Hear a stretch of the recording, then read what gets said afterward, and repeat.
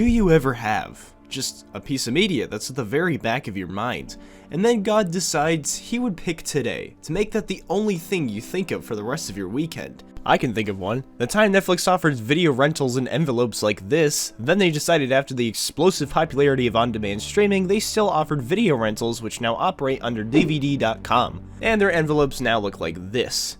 Rest in peace, sophistication and elegance. I sure remember when I had rented out the OG, and I mean the OG, Pink Panther cartoons back in that day. Sitting down in this fuzzy, earth-shaped and colored chair, and binged the life out of it for hours on end. It was a time where I sure didn't used to overthink things and had a much easier time getting creative. I didn't think too much about growing up and needing to get my life under control. As a child that young, everything just felt blissful. Lord, our heavenly Father above, may I go back for at least a day, please! But of course, this is the modern era. I overthink things and I'm not even sure if my life is in my own hands anymore. And that overthinking has led me to realize that Pink Panther is popular. Well, probably not as popular as he once was, but he was certainly hit back then, and, you know, that's probably worth something, I guess. Just look at him. Look at how the whole world is against him, but that doesn't stop him from pushing on every day of his very eventful life. That's probably a good way to summarize this collection of 7-minute cartoons from the late 60s to 70s. I mean, what more could I possibly say? The very first episode is literally just Pink tricking this one guy, whose name is actually Little Man, that's kind of funny actually, into undoing all of his hard work just for Pink Panther to live in it instead. What a guy. He's actually managed to have quite the legacy, having about 124 of these episodes, and even getting his own reboot in 2007 called Pink Panther and Pals, which I honestly was not expecting to be as good coming back to it, but actually had quite a lot of fun with it. Like, on my first viewing, I remember seeing, like, this one scene where a bowling ball factory gets built right next to Pink's house, and as he's, like, running, like, escaping these two robots and this one robot dog, they all fall down a chute, and then Pink just happens to, like, have his own disguise, and when the two robots pop out from, like, the garbage that they all fell into, the immediate response from the robots is just they both fainted. I don't know, I genuinely found this to be pretty funny. So what comes with success? Merchandise? Memorabilia? Questionable spin-offs? Plushies? You name it. Chances are, no matter what object there is, there's gonna be a Pink freaking Panther slapped onto it, alright? And I'm not talking about the ones that just happen to have a little bit of urethrism, or however you say that. But alas, you know exactly where this is heading. In fact, you most likely read the title of this video. Don't lie to me, you wretched snake. Don't you dare call yourself stupid, alright? Today we're going to be exploring the vast collection of Pink Panther games, namely the ones that you could probably find for your dusty PlayStation 1. Let's actually start off with one from the home computer era from all the way back in 1988, simply called Pink Panther. This game actually came out on multiple different types of personal computers from the 80s, but we'll only be checking out the Commodore 64 version for this video. This thing! Why the Commodore 64, you may be wondering? I don't know, it just sounds familiar. Plus, it was the only version of the game I could actually figure out how to boot easily.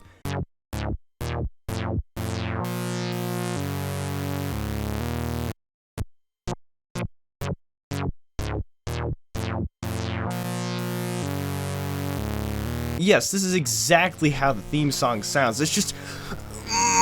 it really just hits a certain way. I think our beloved Pink friend looks a little desaturated. You might need a bit of that pink punch. Okay, now this is meant to be our beloved anthem for the one, the only Pink Panther. It sounds okay. So we got ourselves a convenience store, some available jobs, and an island. Can I go to the island? I don't want a job. Well, let's just go to the store first. Let's see what we got. A hat. That looks kind of like a rail. A clock. And a car. What do I need any of this for? I have no idea. But when I select one of them by hitting numpad 0, which I imagine is quite different on a real Commodore 64, because I think that a real Commodore 64 is a joystick which you use to control Pink Panther with, and I, on the other hand, am emulating a Commodore 64, which is a matter of fact not a real Commodore 64, and... well, you probably get the gist by now. The shopkeep tells me that I need money, which is where us getting a job comes in. Oh, and it's also a level select screen, I guess. Each level is actually represented by each respective item that can be bought from the shop. Whether that's important or not is up to you. Go on, decide. I don't have all day. Do I look like the guy that makes life choices for you? Well, this is kind of a weird job site. I think this guy lost his bed and maybe he needs medical attention. I'm not really an expert though. Your goal is to walk around this poor, unsuspected civilian's humble abode, that was quite a mouthful, collecting every last bit of money this guy has while ensuring he doesn't run into anything, causing him to awaken. This can be anything from a rug, a table, or even a wall. Now, Pink here can redirect the EP, it's just way harder than it looks. Maybe it's because numpad 4, 8, 2, and 6 control Pink and numpad 0 in combination with the directional key, and only if the sleepwalker is just in the right position. But who knows, maybe I just suck. Saying you suck is, in my humble opinion, the top tier advice. Okay, but seriously, this feels a bit clunky, and no matter how hard I tried, this stupid idiot face keeps walking into this. I don't even have to say it. You know what? Forget this. I'm gonna head over to the island to the right. I'm sure it'll be pleasant. Well, good for him. Can I leave now? I have business to attend to. It doesn't matter what button you press, you cannot leave the screen, so I'm pretty sure you have to reset the system. I have tried as hard as I could, but honestly, it's kind of infuriating. I really hope this doesn't become a recurring thing on the channel, but it looks like I have no choice but to watch a long play. Shout out to Adzelgard for the Amiga long play that we're gonna watch. Oh yeah, I may as well mention that the only differences between each release are the different graphical styles and the music's a bit different. Also, remember when I gave that somewhat exaggerated description of the game's concept? Well, technically I wasn't too far off. Just read the instruction booklet and you'll know what I mean. You also have a special array of items at your disposal which can either redirect the Sleepwalker or temporarily get rid of Inspector Clouseau, who shows up in certain mansions you traverse in hopes of tracking down her Pink friend. But also, I kinda get it. Pink is doing all this robbery just so they can go get himself a vacation. At least for this video, I'm actually gonna buy his characterization because I think it feels at least a little accurate to what he would actually do in the show. I mean, heck, I once watched an episode where he was just forcing this one guy to have just like random sports lessons be thrown at him. And when he was in intensive care, when he was literally in a hospital bed, he had like tied a rope around his foot, and then he already had like the jet ski attached to the end of it, and then he just puts on the most devilish smirk I've ever seen him make. He knows exactly what he's doing. That scene is going to stick with me for the rest of my life, I just know it. This probably isn't relevant to anything in this video, but I personally think that the Amiga version of this game is the best looking one. You see, it's irrelevant because it's my opinion and you most likely don't care about said my opinion. Also, the sneaky company is self-insert. Lol. Could you at least consider putting that away? I mean, just, come on. At least try to think about the children. Also, Pink has an alarm clock that you're supposed to use every now and then, presumably away from the Sleepwalker, in order to keep himself awake. Wait, this guy has 2 indoor fountains? Doesn't that feel a little excessive? Oh, and this painting on the wall of level 2 is what you call modern art. Oh, but don't even get me started on that inaccessible plant in level 3. You wouldn't try to fix what's already perfect, right? Apparently, Pink Panther can create a seesaw-like contraption that the Sleepwalker can use to walk over rugs by blowing a bubble that lands on the floor that forms it? Anyone mentally well enough to explain that one to me? Guys, I think I have a confession to make. I honestly think that I should share it to the whole class. I ran out of things to say about this game. What else is there even to say? All you do is run around some guy's mansion stealing money, preventing him from running into anything, and on this Amiga long play, there was just one encounter with the Inspector, and he just gets engulfed by this fake cartoony hole that Pink put on the floor. Once you figure out where to go, and once you get the repositioning of the Sleepwalker timing down, it actually isn't so bad. There just happens to not be a whole lot to it. And I don't know, at first glance, it just seemed like the Amiga version was actually a little bit easier, and maybe the Commodore 64 version is actually the worst version to play, but I couldn't tell you, because I just suck that much apparently. Whatevs, time to just skip to the end. Maybe there's an ending cutscene and a credits roll that makes this all worth it. Oh, besides a different graphic style, it's exactly the same screen you can see just by going to the island, which you can do at the very start of the game. Why does Pink Panther even need a car if all he needs to do is walk a few feet? So you're telling me all of this was for nothing? I could have just had a free vacation this whole time? Wait, hang on, I need to try something real quick. Hello, TripAdvisor. I was wondering if you had any of your finest rooms available for booking this evening. What do you mean it costs $400? Okay. I'm cool. All I gotta do is just make this money, and then I can take this load off. Okay, maybe that wasn't the best way to start this video, but I got more games to cover. And I think I'm gonna put on my optimism shades as we take a look at Pinkadelic Pursuit for the PlayStation 1. Except I don't have a PS1, so we're playing the PC version. Hope you guys don't mind. Let's go! Well, here we are, Pinkadelic Pursuit. Is anyone else as optimistic as this guy right here? Oh, we're just dropped right into it, huh?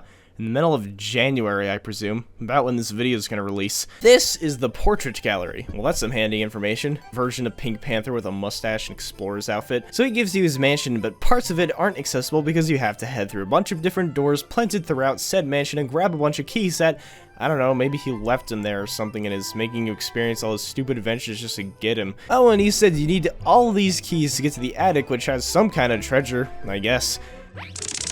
Whoa, I had no idea Tails miles per hour had a distant relative. How cool is that? Watch out, my man-eating plant is starving, and it loves pink meat. A man-eating plant that could eat you? What? Why would you do this to me? It's fine, no need to worry about that. We need 4 keys to enter that, and we have only 1. Let's just head to this level. Oh, would you look at that? We're skating on train tracks, grabbing coins, heading through tunnels, jumping over. Dang it! There's not a lot to the stage, just don't hit any collision and you'll probably be fine. Hey, no, slow! What did he say? Whoa, hey. Pleasure doing business with you too. Another thing I respect about this game is how the roller skate sound is sampled straight from the classic cartoons. Once you get the key at the very end, you beat the level. I am simply an accomplished man. What can I say? Next door, here I come. Uh-oh, better grab a screenshot so I don't have to remember anything. Find the key hidden on the liner, then return to the exit door, marked exit. Oh, why thanks, Uncle. I would have never known that a lot of exit doors are labeled as such. Oh, hey, I got one of those too. I wonder where it leads. Oh, it just leads right outside my room. Dude, manufacturing companies should do this more often. So far, the platforming in this game is honestly pretty solid. He does move pretty fast, however, and jumping causes you to lose a lot of your momentum, which can make certain maneuvers a bit harder than it needs to be, but overall, it's pretty good. Your uncle then informs you on an attacking button that you could use on enemies. Okay, well now we're just playing Crash Bandicoot. Also, this guy, no, he's doing his job. He just gets paid below minimum wage. Holy crap, I think I did more than just brush him aside. I think at the very least, he's gonna suffer one heck of a concussion. Can I jump on the diving board? Can I do some sick tricks? Can I please get in the water? You know what, forget it. I would like to just point out that this banana is 3D modeled, but all the food on this table is just a bunch of PNGs. Oh yeah, the pick up item button isn't actually some kind of claw attack, and despite it being pretty out of character given the fact that he instead has a silly little spin attack, plus he can jump at enemies Mario style, it just sounds like it would be kinda cool regardless. You can even hide in various places. I'm not confident over what practical use this has, but man, this guy is falling for this pathetic, or Pinkadelic. I don't know. Also, that banana we picked up earlier has to be given to the gorilla blocking our path. You know, because every ship has a dumb-looking gorilla blocking your path. And apparently every ship has a large supply of explosives. By the way, isn't this supposed to be a cruise and not a ship? Feels more like a pirate ship. Get bomb, blow up crate, get to the next part of the level. Woo! Quiet down over there! Some people are trying to eat their cereal. Sheesh.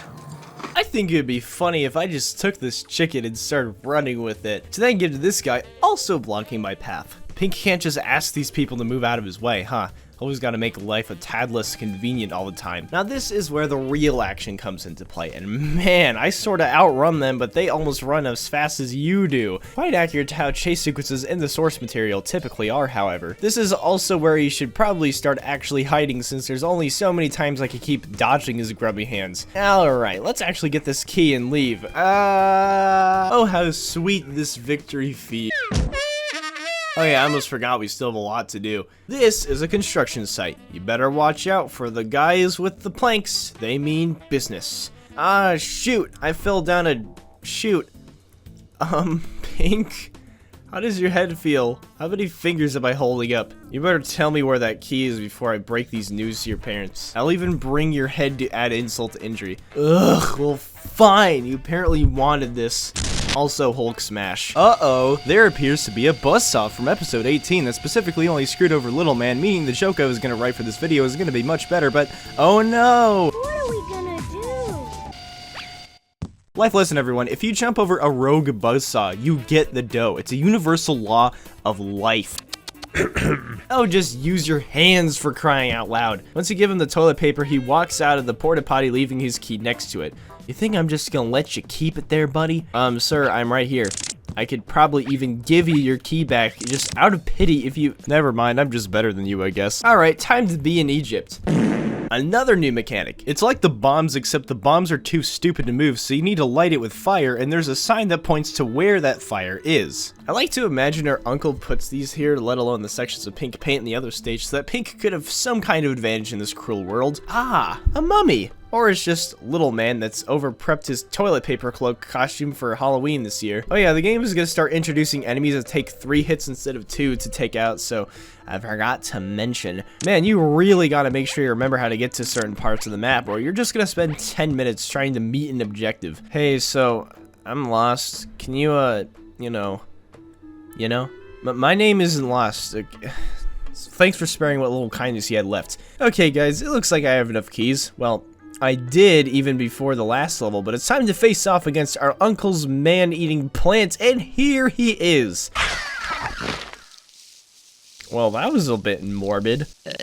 Didn't even bother saying excuse me. I had no idea what I was doing, and because I wasn't born to be a problem solver, I googled it. And what would we as a society do without it? Simply leave the bombs next to each part of his elongated body, and boom. Do this 3 times, making sure you hide behind the foliage, and just make sure he doesn't see you, or he insta-kills you via digestion. Oh yeah, and don't stand too close to the bombs right before they explode. That also instantly kills you. After figuring all of this out by myself with help from absolutely no one, he dies, then drops an item that increases your max health by 1.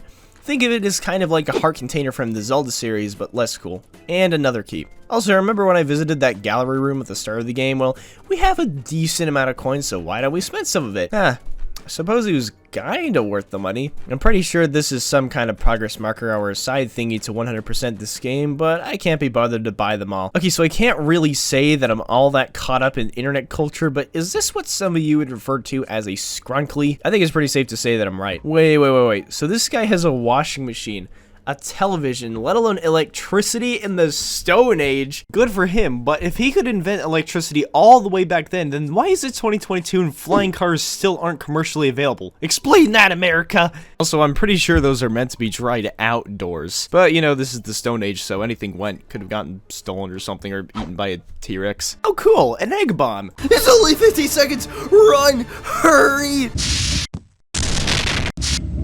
I mean, I wouldn't say it went bad, but it certainly could have gone better. I stole a bone from this little dinosaur. I don't think he liked it. And that pretty much summed up this honestly pretty tough stage. I even died a few times, but there's no live system and a checkpoint is made, whatever, and objective is completed, so you kind of respawn there each death, which is pretty forgiving. There's so much ice. I can't even get up the thing. Oh great, we're skating and there's more ice, just what the doctor ordered. And dang, I don't know if that's just me, but those cars are probably the loudest thing this game has to offer. I'm not sure how Pink is doing this on Christmas lights, but you know, it's rather impressive. Oh, I'm sorry, was this intended to be some kind of Indiana Jones inspired chase segment that I just canceled out because I wasn't paying enough attention, or the timing was just a little too tight for this part of the stage? It probably doesn't matter. To Dracula's castle we go! Oh, would you look at that. You better move over, Mona freaking Lisa. The steady competition might trample you, you would never know. I take it back. I think he's gonna make a solid replacement. Please pick up the candle. What are you doing? Pick up? Thank you. I would like to bring attention to this guy. He says hello to you. He is very polite, and everyone else is either mean or wants you dead. Please be more like, this guy. Besides some of the buttons on my controller no longer registering and having to restart my game, I honestly did not care much for this stage, so I think I'm gonna move on. I brought back a dinosaur. What I'm about to say is redundant, but why? Why do you gotta keep doing this? Uncle, I thought you loved me. Either way, it's a boss fight number 2. All there is to this one is place a bomb alongside a respawnable bone which can be found at the bottom of these platforms and wait for him to eat both. But watch out for the falling rocks Donkey Kong style. I guess that's the sort of difficult aspect of this fight. The rest isn't too bad once you figure things out. Definitely was easier to figure out than the last battle. Alright, back to roller skating, and I believe for the final time. This level does actually throw in obstacles which you must duck under to avoid, but I also figured out that on downward and horizontal paths it causes Pink to accelerate. That's when my tiny, impatient speedrunner brain started kicking in, and I attempted to just beat the level as quickly as I could. I mean, this is basically a run button, and what's the worst that could happen? It took me probably over 50 tries to beat this level, and it was making me really mad. Oh well. At least that's over. And now it's time that we reach the gangster's lair. You better be sitting down for this one.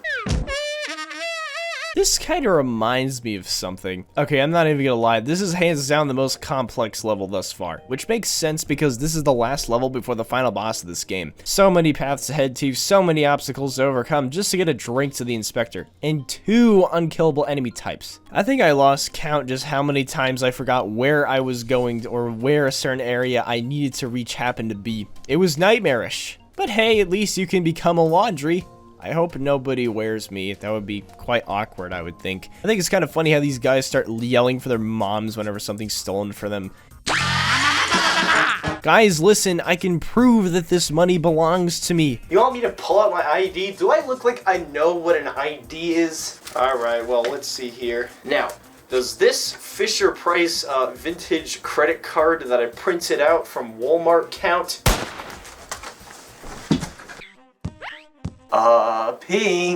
Pink buddy, you're supposed to climb up the ladders, not jump up them. It's okay, just be stubborn. What's it to me after all? Wait, how do I get up there? That bomb won't stay lit forever, I'm just saying. Throw it! Throw it in the air. I know you can. Just pull a Super Mario.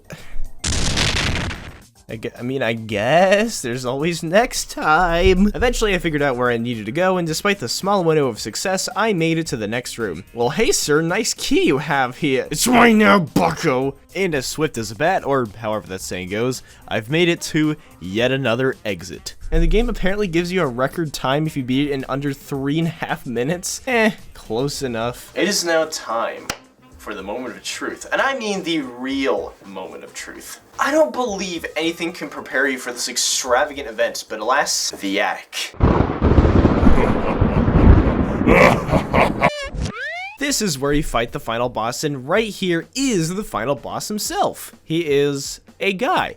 All you gotta do is place a bomb on the platform where he's not standing and just wait for him to jump to said platform. Camp at a spot where he literally can't shoot you, and he go boom. I find it funny how the bosses have gotten progressively easier to figure out, but harder to actually play. Oh yeah, the reason why it gets hard is because he summons in his goons 2 hits in. I guess I didn't account for that because this took way more tries than it should have. He's on his final hit and so am I. This is the home stretch, I can feel it. Come on, blow it faster, bomb. Yeah! Victory is mine at last. Oh well, I wasn't expecting that. Wait. Why is there no credit sequence? Like, I'm not saying that I'm complaining, but I'm just saying that it's a little underwhelming. It's like if you beat Minecraft's Ender Dragon for the first time, and instead of this thought-provoking, emotionally powerful, fourth wall breaking writing that you see, you're instead just given a JPEG on your computer's desktop that just says OK in Arial font. It really just feels like something's missing. Well, actually, there is. To my knowledge, the PC release of this game doesn't have working cutscenes, nor does it even have working music. Yes, I actually played all the way through this game without any music whatsoever. I think it might have actually taken me out of the experience a little. Especially when I went to go get the soundtrack, which I'd use in this video, I was stunned by just how good it sounds. It makes me want to do something illegal. So either the PC version in general is just weird, or it's just my copy of the game that I didn't spend any money on. Huh. I guess the game's soundtrack really did unlock something in me. The cutscenes are nice though, and they do provide the game with a little bit of substance, but it's not integral. But I do think that it's necessary that I show you guys the ending cutscene. So the shooty guy got investigated, and I got the one and final key that unlocks the pink chest that contains probably a lot less money than what I got on my adventure. But then all of a sudden, my uncle shows up, steals the treasure, and starts running off into the moonlight. The end. Oh yeah, and this game also released on Game Boy Advance, but rather it be a port, it's actually a totally different game. A totally different game that, I'm sorry, but it's not very good. I won't be going over this in extreme detail, but it's poorly optimized. Jumping requires you to hold A before you actually leave the ground. The camera barely shows what's directly ahead of you. You're given throwable bowling balls, which are hard to use efficiently and can even be wasted completely, and I don't want to spend much more time on this. I think I really need to move on. Pinkadelic Pursuit is a genuinely solid game, and especially a solid Pink Panther game, which I honestly was not expecting to see, given what we just looked at earlier. Oh yeah, there's almost a few more that we forgot. Let's head on over to the PC, where we take a look at a game called Passport to Peril, developed by Wanderlust Interactive. Right off the bat, I freaking love the presentation in this game, even down to music. Everything is so vibrant, detailed, full of life, expressive, it really has it all, and it's running on a Windows 95. Man. The average viewer will look at this image and preemptively make the joke about, do they have games on their phone? But honestly, just look at this guy. How could you not love a face like that? So he enters a bright room that makes him disintegrate, and then we get to see the title screen. He enters maybe a top secret agent's secret office of secrecy, in which the inspector gives him what he considers a very important beverage. Would you like an important beverage? Oh, that looks important, alright. You see, the preparation technique here is very specific, and if you even screw up once, if you're even 1 square millimeter off, then first of all, God bless your little soul. And secondly, and of course, you gotta start over once the deed is done. Oh, and guys, look right there. Do you see that technique? That takes years to perfect, alright? And I mean, it's a pretty big deal, what can I say? This mission could involve danger.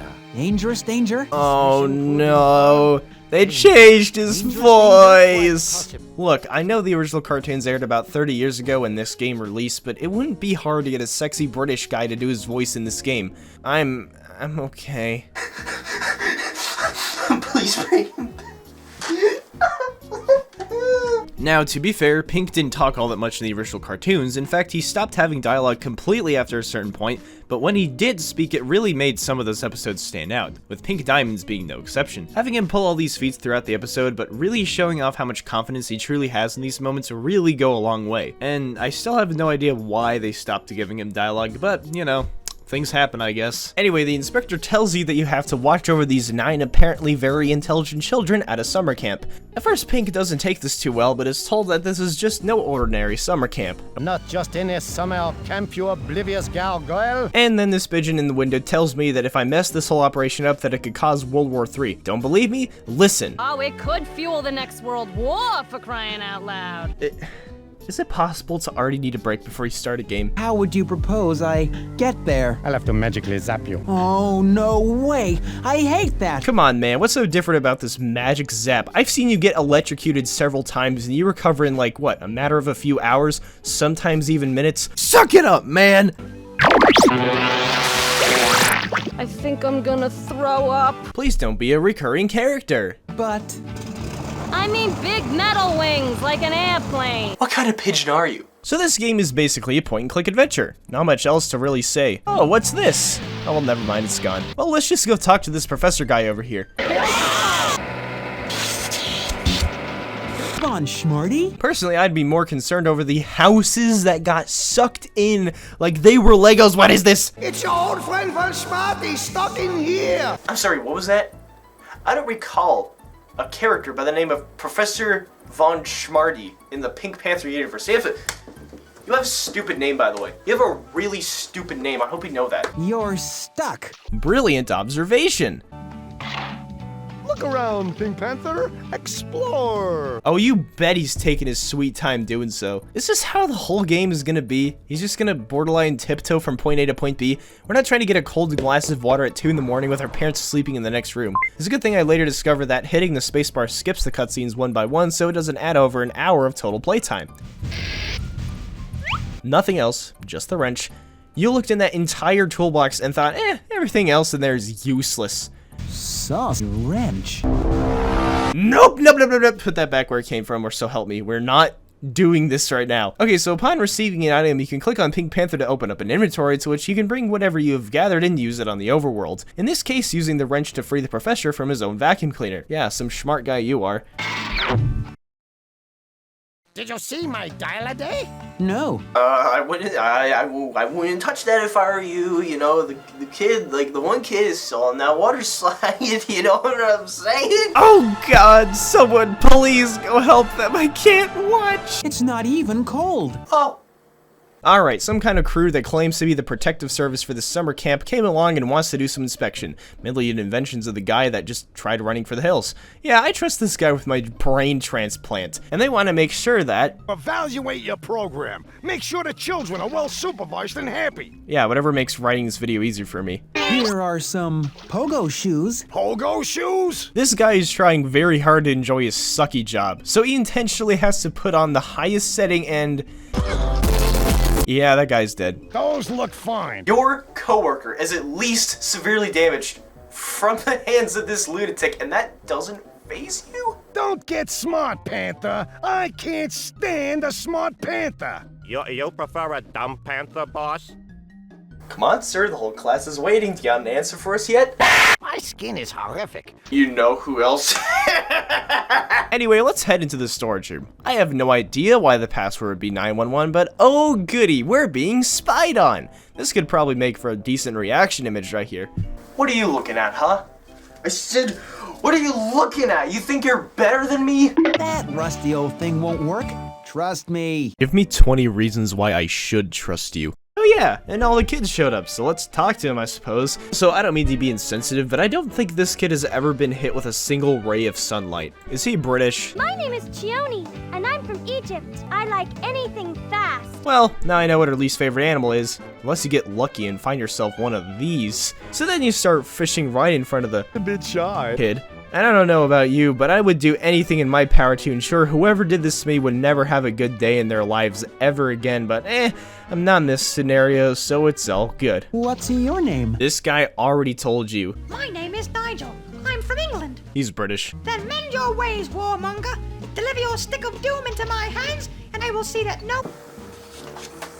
It looks like we found a voice for him. Oh hey, it's GoronGuy123 here, letting you all know that at one point I had gotten a haircut recently, which is why I look a little different throughout the rest of the video. I hope you understand. Does it kill the fish? We won't kill them. Well, I'd say that one is up for debate.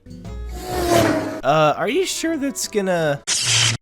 Yep, the video got shut off. I don't need to finish. Why would somebody do that? His laugh sounds like a Team Fortress 2 character. And off he goes. I wonder why the storage room door is wide open. So you walk down there and oh my god, it's Five Nights at Freddy's. Upon leaving the storage room, you're told that Nigel is in a terrible state. So you walk into his room, by the way, the same room that got sucked up in that vacuum from earlier. Again, no point in questioning things.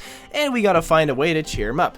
Jeez, what did that pillow ever do to you? Did it come from the hands of Mike Lindell?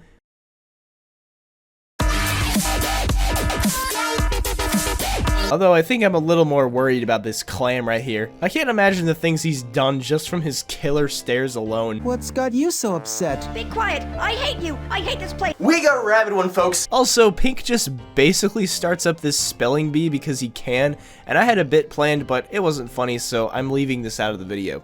Better to at least mention what could have been, I guess. Your next word is hyperbole. Hyperbole. H-Y-P... Now that right there, that is a huge problem. I am gonna have to call the ambulance for that one.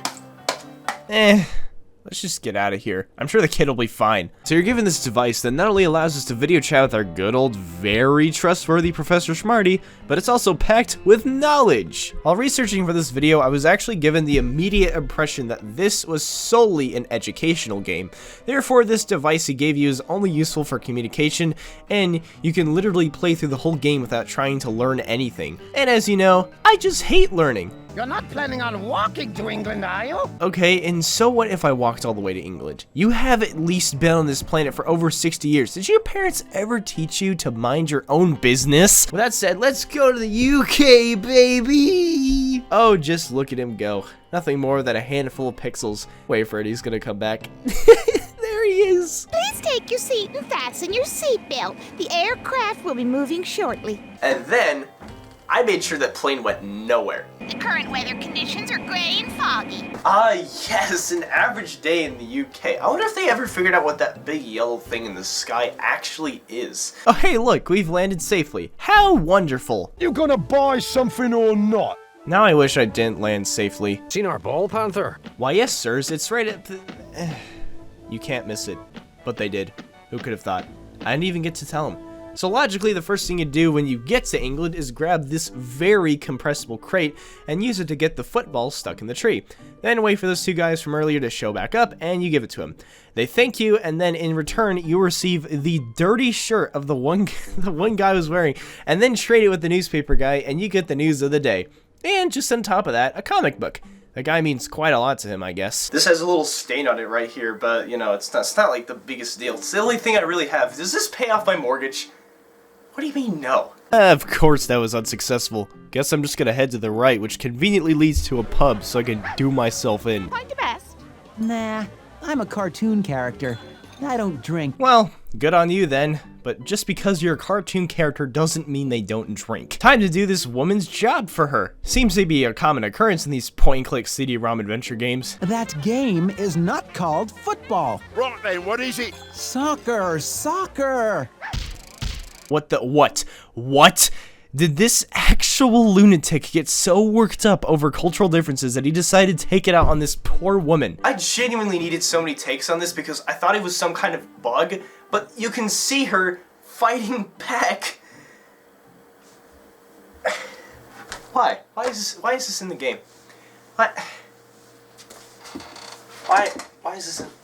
Why is this in the game? Oh, brother. And that's his official response to violence against women, ladies and gentlemen. I'm sure social media is going to treat him like a newborn puppy in a loving family. Right, mate. My geezer and me hang out down the boozer, man.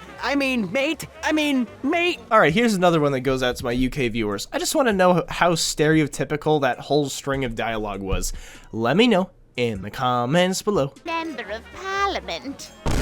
Alright, give the kid the comic book, he gives you a sausage in return, you put the sausage down the pants of the dude standing next to you, which causes the dog to start chasing him out of the pub, and then you finally get to play Pardon me, old bean. I'm practicing. You're rather in my way. Okay, maybe not. Pardon me, old... Pardon... I've had a bit enough of you. You try beating up a woman again and the world will have had enough of you. So Grandma Woman right here wants you to give this guy that not only won't shut up but is in the way a love letter she wrote for him, which just sends him away immediately.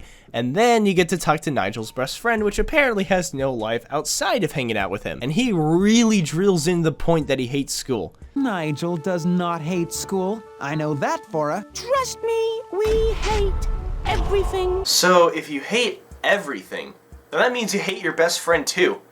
Listen, man, I don't make the rules. You just gotta be more careful with your choices of words here, man. I'm just saying. What do you think we could do to cheer him up? Let's see. Come on then, Rupert. Oh yeah, the kid's name is Rupert, and he doesn't look cool like, you know, that Rupert. And then Pink has a dream about having an idea. Pal, I'm not sure that's how it's supposed to work. What would that even be like in real life? Would you just wake up from something like that and then just be like, that's it! I have an idea! Wait, it was all a dream. I never had that idea. Oh well, back to the hay. So you're told that Jackson, who's currently at the Mucky Duck playing darts, is actually the butler of Nigel, which means it's talking time. Alright, it's dart time. Without sound effects. Not bad, old boy. Yeah, sure, okay. Blah, blah, blah. Nigel's homesick, blah, blah, blah. He wants something from his home country to make him feel better, but... Is Guy Fawkes' toy? But what in the world is a... It was the 5th of November, 1605. Man King James... Back to the hay.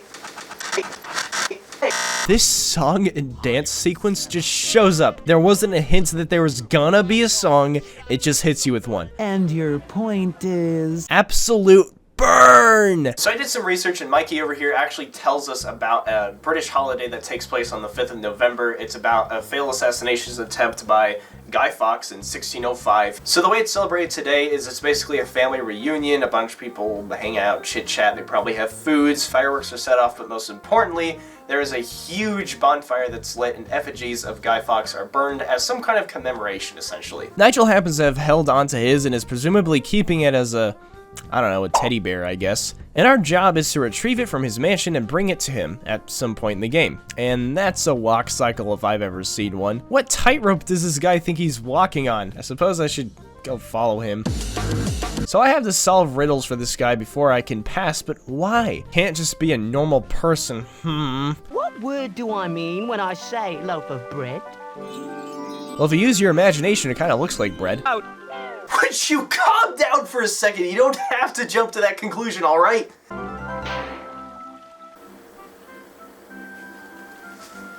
There isn't even a Starglint like in Super Smash Bros. He just vanishes, almost like he was never there at all. I mean, he kinda was annoying, but I'm gonna miss him. Wait, is that? He did it, Internet! He put on the maid outfit!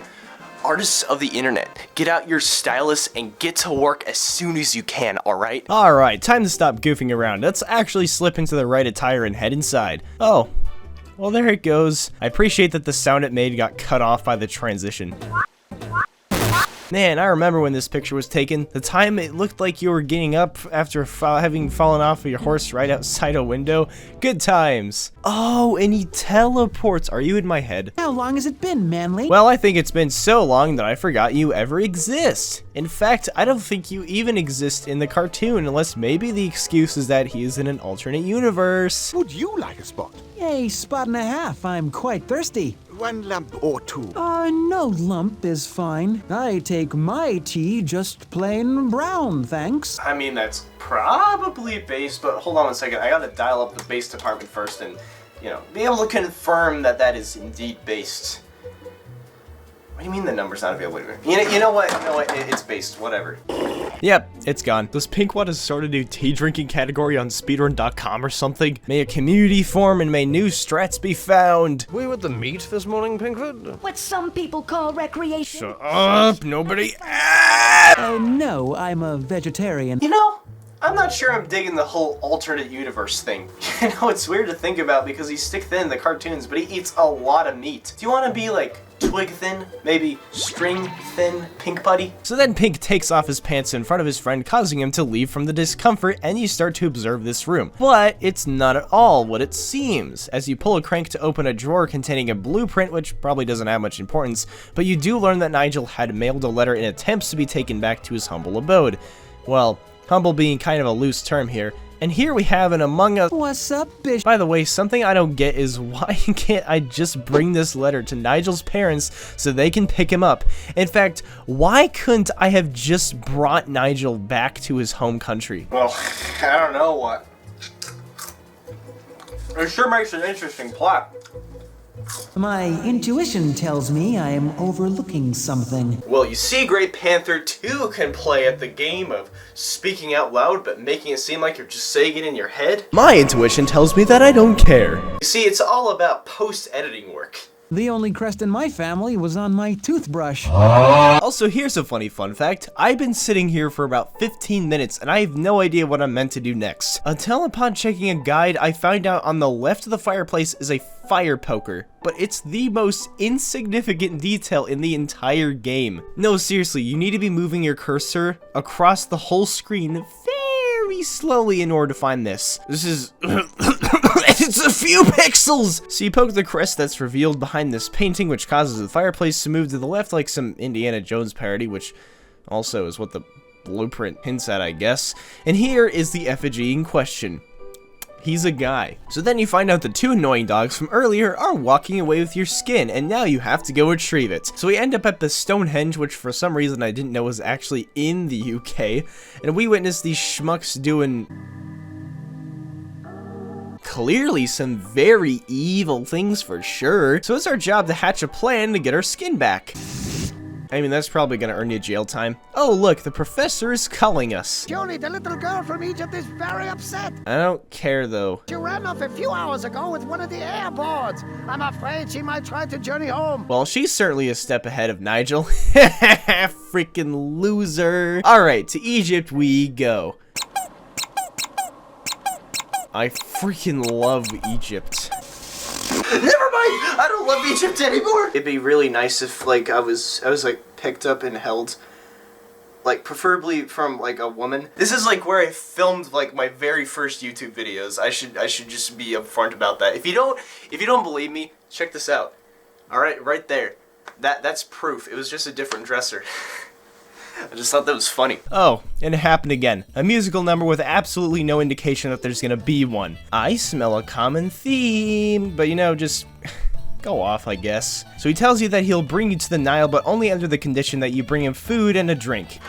After a pointless discussion with the alleged guy that knows everyone, who tells you he doesn't know the little girl Pink is trying to help, you throw coffee into your inventory. Yeah, she's away. Thank goodness. She is a handful. Yeah, you tell her, and just for all intents and purposes, I hope she's dead. You just saw Aladdin, and you're looking for your very own genie, complete with a name, voice, talent. Welcome to reality. There's no 3 wishes. There's no Robbie Williams. There's plain brass pots and hot sun. Welcome to a third world country, where you only have Will Smith, and he only makes an okay Aladdin. Oh yeah, and there's this carpet vendor that will bring you a rug in return for the coffee you got earlier. When you do, Pink just asks if he happens to have a Pink Panther rug, since he claims he has basically any rug imaginable. Also, there's just this scene which I think is funny. I hope you like it. There's just something about how unsure he is right before quickly pulling out a set of his own skin. Considering this, he might need to make sure he stores that securely or this might happen. Oh, what a lovely day to be walking in the park. Ah, dang it, that's like the 3rd time this has happened this week. Alright, we got the grub. Time to give it to that guy from earlier. 8 kebab. I only have 1. 7 kebabs. I only have 1. 6 kebabs, my final offer. What are you, deaf or something? He only has 1. So after you feed him the kebab, he asks you for a rug. You get him the rug. Pink's annoyance towards this gentleman is on full display at this point, and then you have to bring him some coffee, and then finally you can make it to the Nile. I mean, heck, what if the British kid with the sausage came up to you and also asked for a tequila, a cigar, a Tails plushie, the entire Star Trek trilogy on Blu-ray, and an iMac Pro before he finally gives you the sausage you need? It's as beautiful as I could have ever envisioned. Nothing will stand in my way now. Except maybe that. Are you making a boat? Yes, I am. Out of papyrus reeds. Care to explain what you're making that for? Anyway, you're supposed to head back to Cairo, to which this guy will show up for the first time, and he gives you a charm which allegedly protects you from evil spirits. Hey, what's up, pal? Mouth, you don't understand. No, you don't understand. You think Lucy's 3-legged life isn't hard enough. She has low self-esteem. Okay, so basically, I'm done. You see, I never took this sign down because, you know, exit. That's where I take my leave. I don't have any food. I gave you what I had. You ate it. No provisions for my Lucy? This guy just won't stop asking for things. This is just Wandering Willows all over again. Looks like this is the life I'm forced to live, huh? So he gets mad and proceeds to shun Pink Panther. Yeah, you're totally the mature one in this scenario, because they didn't bring food for his horse. And to that I say, cry about it. But it appears that all is forgiven once you give him the amulet from earlier, which he proceeds to give to his horse. Interesting move, but you know, your choice. You get a scarab, the guy that originally gave it to you plugs his email, and then you strike up conversation with a donkey. It's a video game. You mean to tell me you haven't played a video game where the donkeys can talk? Speak with me, you beautiful beast! Oh, there he goes. You know, I think Mojang should really consider adding this in the next update. I'm just saying, though. Oh yeah, basically this guy's name is Rooster. After we're given his tragic backstory, Pink asks if he's dating anyone, bringing Lucy, the horse from earlier, whom Pink claims is a friend of his, into the equation. You really think making friends is as simple as just clicking on them a few times. Lucy? 3-legged Lucy? You know, I'm not even gonna lie, I'm like kinda over the whole talking animals thing. Can it just be over already, like now? She's the apple of my eye, the spring in my step, the trash in my cart. Ladies and gentlemen, you are hearing a real certified love expert, just, you know, filling you in on some of the best pickup lines that is guaranteed to get the chick swooning. I mean, come on, why haven't I thought of that before? Did you not think this one through, buddy? You literally just called the supposed love of your life trash. I don't think she wants a piece of you after that level of slander. Anyway, you head back to the Nile, back again to Cairo, and now he has a bunch of flowers that you use to feed Lucy with. That's probably not what he intended, but, you know, newsflash, I don't care. Actually, I think I'm over it now. This is just the new normal. Mind if I hitch a ride with you? Not at all! These people probably would have tossed him into the Nile if they didn't take kindly to guests. Oh yeah, we're being stalked again. If their only purpose is to deliver a decently catchy theme song, then, you know, I'm totally cool with that. So here we are at the farming village.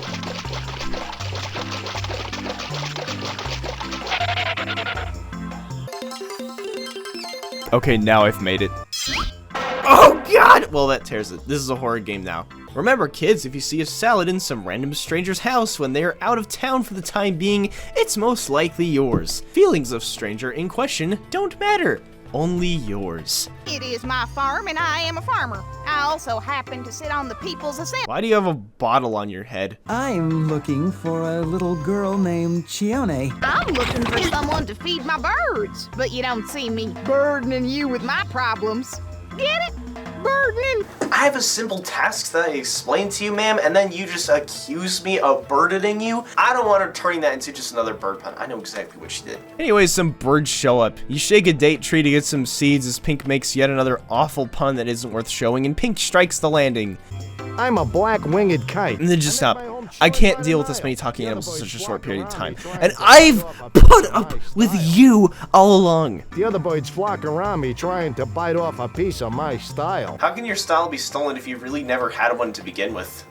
I'm a pied kingfisher. I dive into the Nile's water to catch my prey. That is a showstopper right there. Move over, Drake. The new definition of hot stuff is finally here. Honestly, in what world is this even considered singing? They're just giving a very basic description of themselves into a microphone. Oh, it was a show, right? A show that's going to result in tomato shortages worldwide. So then you make Pink Panther speedrun digging a hole, and after talking to the extremely helpful farmer here, the two dogs show up. And then you tempt them with a salad, and they actually fall for it and you bury them alive? Salads. Now that right there is a part of every dog's nutritional dietary plans. This segment is just weird because at first it seems like they're being sarcastic over the idea that a salad would foil their plans, but then this moron is like, I'm like really hungry, man. Nah! And then Pink's stupid plan actually works. I'm gonna take a nap. So then the pigeon shows up and she has a message to spare us. Turns out it's a letter from Chione, the little girl we're trying to help out. It ended up not reaching her parents, so that's what the pigeon helped us out with. It's in hieroglyphics, however, so you give the letter to the nearby kid who either mistranslates it for you or there was some kind of typo. Because contrary to what the letter says, she's actually pretty miserable. So back to camp we go. Oh yeah, this place looks pretty much the same. People from your country are dumb. People from your country are ugly. I mean, go off? Shamarty literally goes into detail of how tons of food and supplies went missing, and I'm just over here wondering how nobody's been sued yet. How is this place still running? Is it that hard to just call off the whole summer camp shebang and send all the kids home? Isn't that what the airport is for? It sure makes an interesting plot. Part 2. Then Nigel comes around and you give him the dummy from earlier, but uh-oh, he actually burns it, which I think is out of character for him. That Ash animation is a little jarring. It looks nothing like the rest of the game. Look at the expression he puts on as he's running away. It's like he instantly regret burning his dummy. Then why'd you do it to begin with? Oh yeah, then another kid shows up, freaks out in Chinese, and then dips. That explains so much. So then we head into the supply shed. Nothing's changed. Some kid does a little trolling, locks us out, to which we call Shamarty as he's showering to help us be free. Jung or Youngly, I can't really tell, is the next kid we gotta help out. This is when I had to look back on that guide to learn that you can just look under each of the beds in all the huts the children sleep in and discover Lee is under one of them. What can I say? I'm a master detective. I'll be back in 1 day with my response. Now you see, that's how a lot of pointless arguments on the internet work. If you're just losing, go take a 2-hour shower, go take a nice little stroll in the park, maybe fire up that grill and get yourself a medium rare steak, and then you just come right back to that office chair and you just hit him with that L plus ratio plus Joe Mama. I don't want to do this anymore. Alright, let's go to China. What's strange is that this time around Pink makes it to some kind of theater when he's meant to perform on stage. If this is celebratory, then it should be mentioned that this is the year of the tiger, not panther. But points for being close. Well, throw on that attire, see if you can slay in it. Did you meet my cousin Namchak? Oh, I see. So is your name Wiimote? And off he goes. Sing! You must sing! Take note, everyone. We're watching a true diva at work.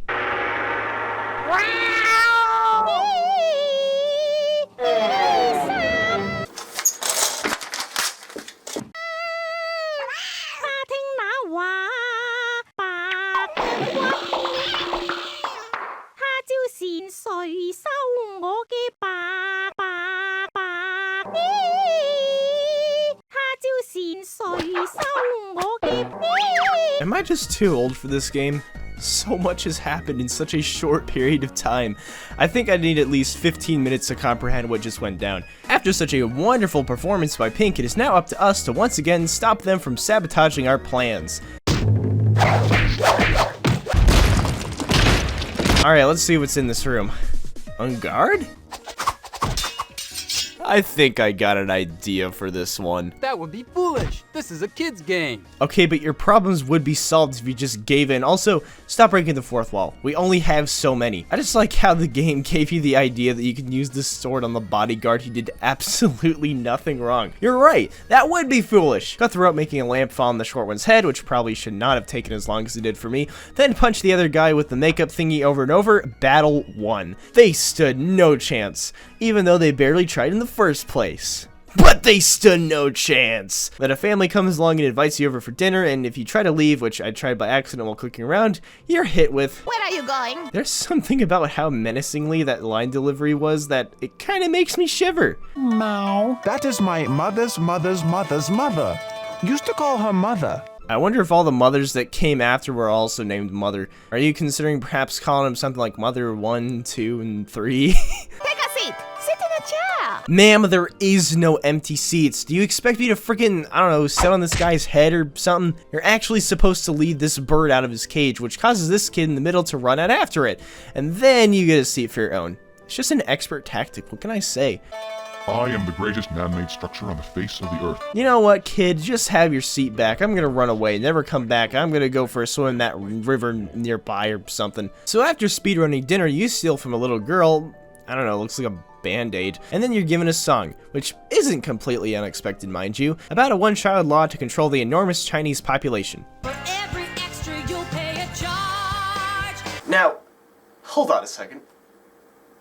I've had my education, I've done my research, I've heard about this law. I'm pretty sure you get more than just a hefty fine, and just to be sure, I'm gonna search it up real quick. Yep. Do you even want me to add anything to this? I was doing some extra research, and apparently, according to articles I saw written in like 2022, apparently the law has been, at least it's not as strict. You still get fined, from what I can see, but apparently, I don't know. Alright, GoronGuy123 is back to kind of come in clutch and allow you to ignore all the stuff I'm about to say in this clip, and I have a physical form now because I feel like it. So in 2016, there was actually a two-child policy that was introduced, which, you know, as the name implies, allows women in China to have 2 children instead of just 1. And eventually, because of failing birth rates, there would actually be a 3-child policy that would be introduced in as late as 2021. I also think I read online somewhere that as recent as in 2022, there was even, you know, a law that was passed which basically allowed Chinese women to have as many children as they wanted in their household. Also, as for like the sterilization, I'm pretty sure that that is very much a thing of the past. I'm pretty sure that wasn't even being done when this game was made, so could just be spitting actual garbage,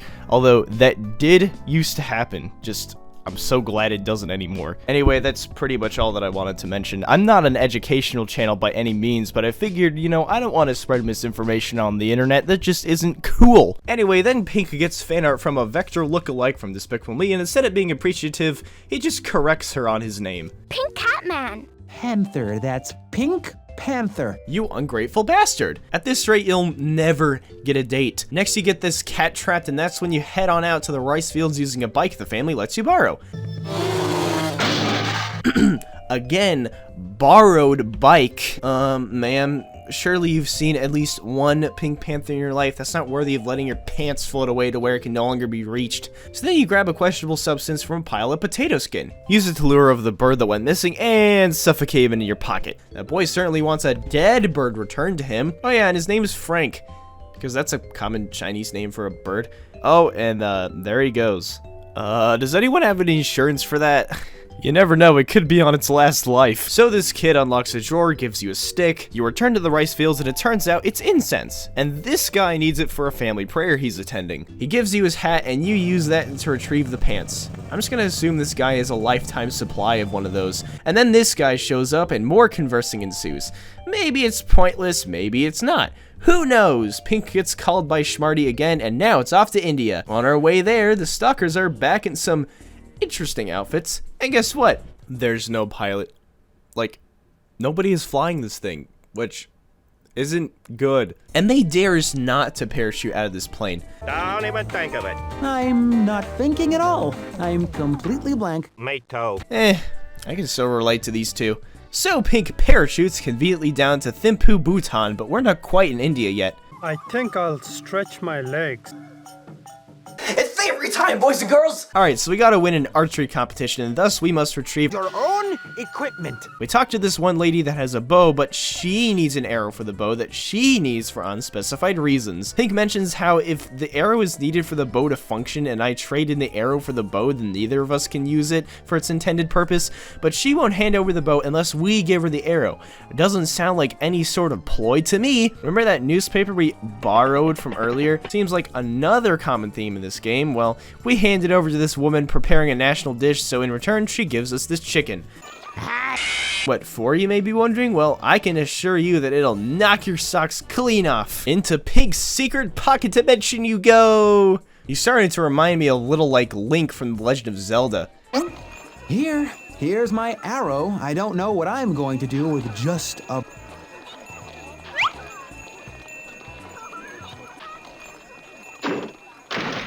Hey! Well, I guess I should have seen that coming. You know, I think I have the perfect way to describe just how that felt. A 4-letter word for yak droppings. Oh yeah, speaking of yaks. Yakety yak! People ride on my back! Like I've said, I've been over talking animals. Speaking of animals, it's time to abuse one! Pink Archer, come here for a moment. It was just so impressive that you didn't even let the other team get a shot. So then the king calls you over and asks you a few questions. Where did you learn to shoot like that? Oh, a friend from my hood showed me. Robin? Robin from the hood? Oh boy, you got me there, game. That sure got a good chuckle out of me. I see what you did there. So we're given a robe by the king for that impressive display of skill. We tell him that we need to visit India and he calls his pilot over. We find out the royal rotor has been stolen. As we investigate, we give this woman that scammed us earlier the robe and in return, hairy yak butter. At least it's something. Oh, I'm sorry, it's actually... I can't believe it's not yak butter. Gonna file this game under the it's just a giant product placement category. Then there's this robed character that I thought was useless until I sifted through the footage I had left and remembered this wonderful scene that takes place. I don't think I need to add anything to it, so I should just let this speak for itself. I didn't want you to leave. I'm touched. Fight! It's beautiful. Alright, pilot, here's your royal rotor. Let's get a move on. Pave this rough terrain, and you could even have a great big amusement park or something. That was another song that just happens. And we've made it to Bombay, which today is known as Mumbai. Look, a snake charmer. Just keep it up, big man. Now you. Oh, your playing was terrible. Remember, kids, you can only be good at so many things until the world holds you back. And that's the hard truth that no one wants to be told to their face. But it is the knowledge everyone deserves, especially you. Also, people in India are just bored out of their minds for whatever reason because you losing the snake becomes talk of the town. I think I'll write a song about a man who lost his snake. Like, yeah, man, no need to rub it in. I tried my best, but it just seems like my best isn't good enough. This guy's probably fine with it, however. Oh my god, what are those made out of? Light bulbs? Alright, let's go find that snake. Snake! Oh well, that didn't take so long. I'm all wrong. Bad news. Why, when I saw you in that crowded market, eyes like daggers, a mouthful of venom. Why, I thought you were the most beautiful reptile I'd ever seen. Pink Panther is flirting with a snake. Alright, let's head back before things get weird. So then you return the snake, this guy's wife gives you free flowers in return. Let's just pretend there's no such thing as a currency in this universe, which you need to place in this guy's plate, dish, bowl, whatever. So then a bunch more meaningless shenanigans occur. No, you do. No, you. No, you. See, this is what I mean. And then that's about it. No, seriously, the game won't let me progress. I think I actually stumbled upon a game-breaking bug. But maybe that's for the best. I've been rambling up to this point, and honestly, if you're still watching this video, please consider going to therapy. What is actually meant to happen is you should be able to click on this bag of curry powder, which, because it's funnier, I'm gonna call it pea power. A bird shows up, you pluck a feather off it, use it to harass the fruit vendor, a call comes from the schmarty, and then you're supposed to talk to this girl that shows up afterwards. But I can't even get the bird to appear, and according to some research I've done, apparently neither can the girl. I might just be an idiot. Maybe I'm just making excuses to stop playing, but maybe I'm just stopping playing this game and talking about it for the sake of everyone watching at home. Despite this issue, what we got was an incredibly solid experience with some wonderful animation here and there, segments that actually got a good chuckle out of me, and the soundtrack is pretty great.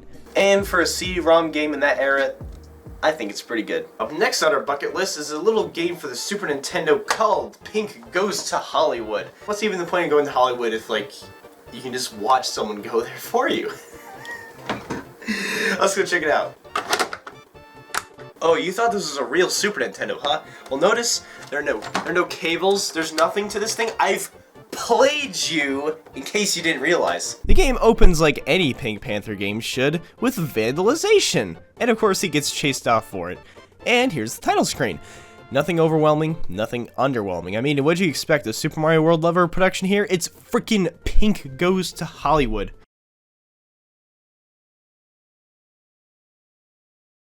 Never in my life did I ever expect to see storytelling that's more unbridled, raw, and compelling and passionate as this game. Alright, Act 1, Honey, I Shrunk the Pink. Sounds like a name of an actual episode. Am I dead? Am I in hell? Is this purgatory? I can't be starting on this kind of note, alright? I'm just trying to figure out the controls and try to grasp the feel for this game. You can't place an enemy this close to spawn on the first screen. That's like I, a former New Super Mario Bros. Wii modder, doing this.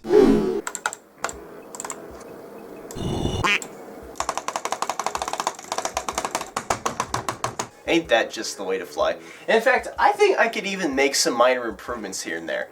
Now listen, Shigeru, I know you're proud of me. I know you appreciate the fact that I fixed your game. Come on, just give me like some kind of head pat, you know, I deserve it after all. Okay, so now that I'm kind of over it, I have no reason to hide it. This game doesn't play well. I'm not sure why, but I feel like I'm the only person that never has a good feeling jumping around in this game, especially considering that quite a bit of momentum gets lost whenever doing so. You're also given a poison sprayer, which, yeah, I can trust it. That reach is questionable, that's for certain. Easily the worst defender that really ties the experience together is the camera.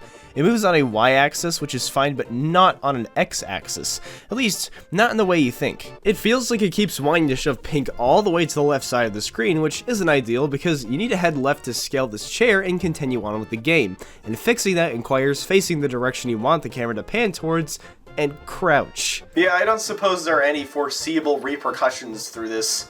I guess it's nice how you at least can jump on enemies' heads. That's always welcome. What isn't so welcome is that this is one of those games where you take 2 hits and you lose a life, which makes an enemy being placed so close to the player when first starting out that much more of an offense. And as a result, I got game overed on the very first level of the game.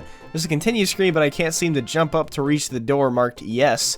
Yet another amazing design choice. Oh, and also there's literally a button you can press that lets Pink basically face through any set of collision and be able to reach platforms that you can't reach by normal jumping. This has to be some kind of developer leftover that they forgot to remove before releasing, or maybe they just knew the game sucked so they wanted it to be slightly more bearable.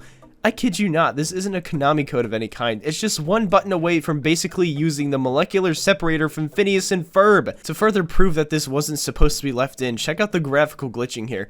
In certain areas, I believe this is the hexadecimal value of Pink's exact coordinates on the playing field. And guess what? Part 2. You need to use this in certain segments of the game, such as the continue screen. Why would anyone do this? Oh, and did I mention that if you aren't holding either left or right as you're about to attack an enemy, you enter this phasing through reality mode instead, and you still take a damage from said enemies. Okay, maybe I'm done now. Let's just continue exploring. Why, hello there, Inspector. There appears to be various entrances to levels? I thought we were already playing one, such as Cat on a Hot Pink Roof, and the cats are evil. Also, I died to a cat The thing is, I know you like no other. And I just don't appreciate these retro games slandering you like this, alright? Oh yeah, great job on the level design. The first enemy is only a tiny bit farther away from spawn. It's kinda, but not really like they're hearing my cries for help every night. Oh, and you can jump on lightning. Cool. Now I visited the Wild West. Huh. I wonder where this leads.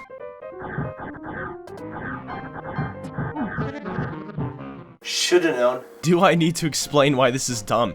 Ah, sick! A minecart! Whee! That was absolutely such a riveting adventure. What do you guys think? Make sure to comment down below if that was epic. I've been telling you guys like a lot to comment on this video. You really don't have to.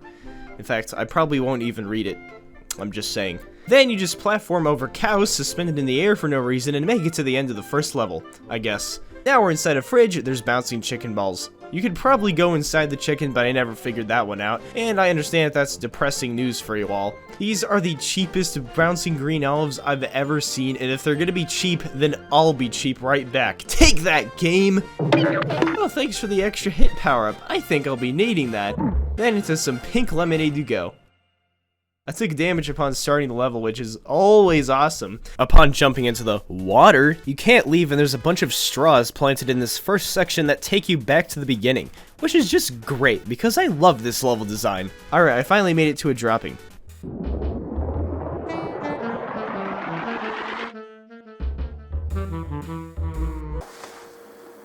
I think I've spent enough of my patience money. That's a real thing, just take my word for it. I think it's about time I pass on by. Shortly after, I discover a shining star which takes me to a safe area. Man, after all that perilous tribulation and very hard work I put into so far, I sure needed this. They really put safe into safe area. I envy almost nothing, but these are one of the very instances where I in fact do envy this very concept. It's genius! As a matter of fact, I think I'll take back everything bad I said about this game.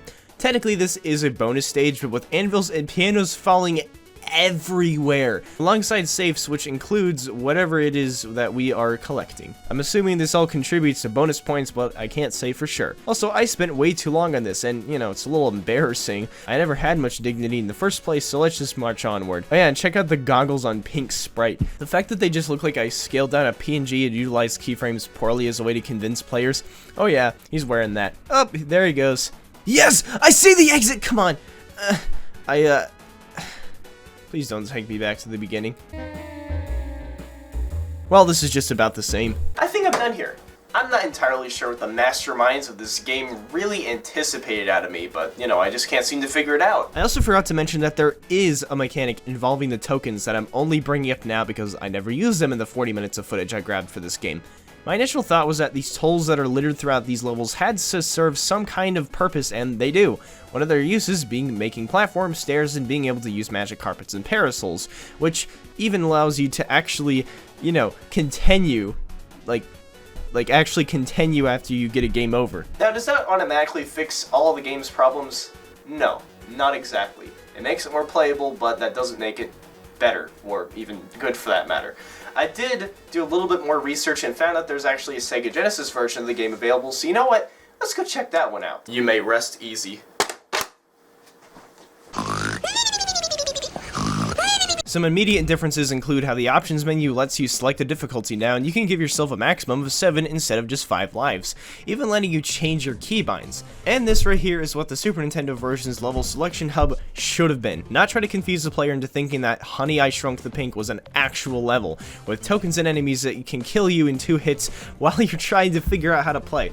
It works great because it does a better job at letting the player know that they can progress however way they please since all the levels are laid out for you to behold. The Poison Pump is now a mechanized boxing glove which most likely has better reach, so I already have higher hopes for this version. And instead of 2 hits until a cancel living subscription, you have an actual health bar that depletes over time, depleting faster depending on which difficulty you have set.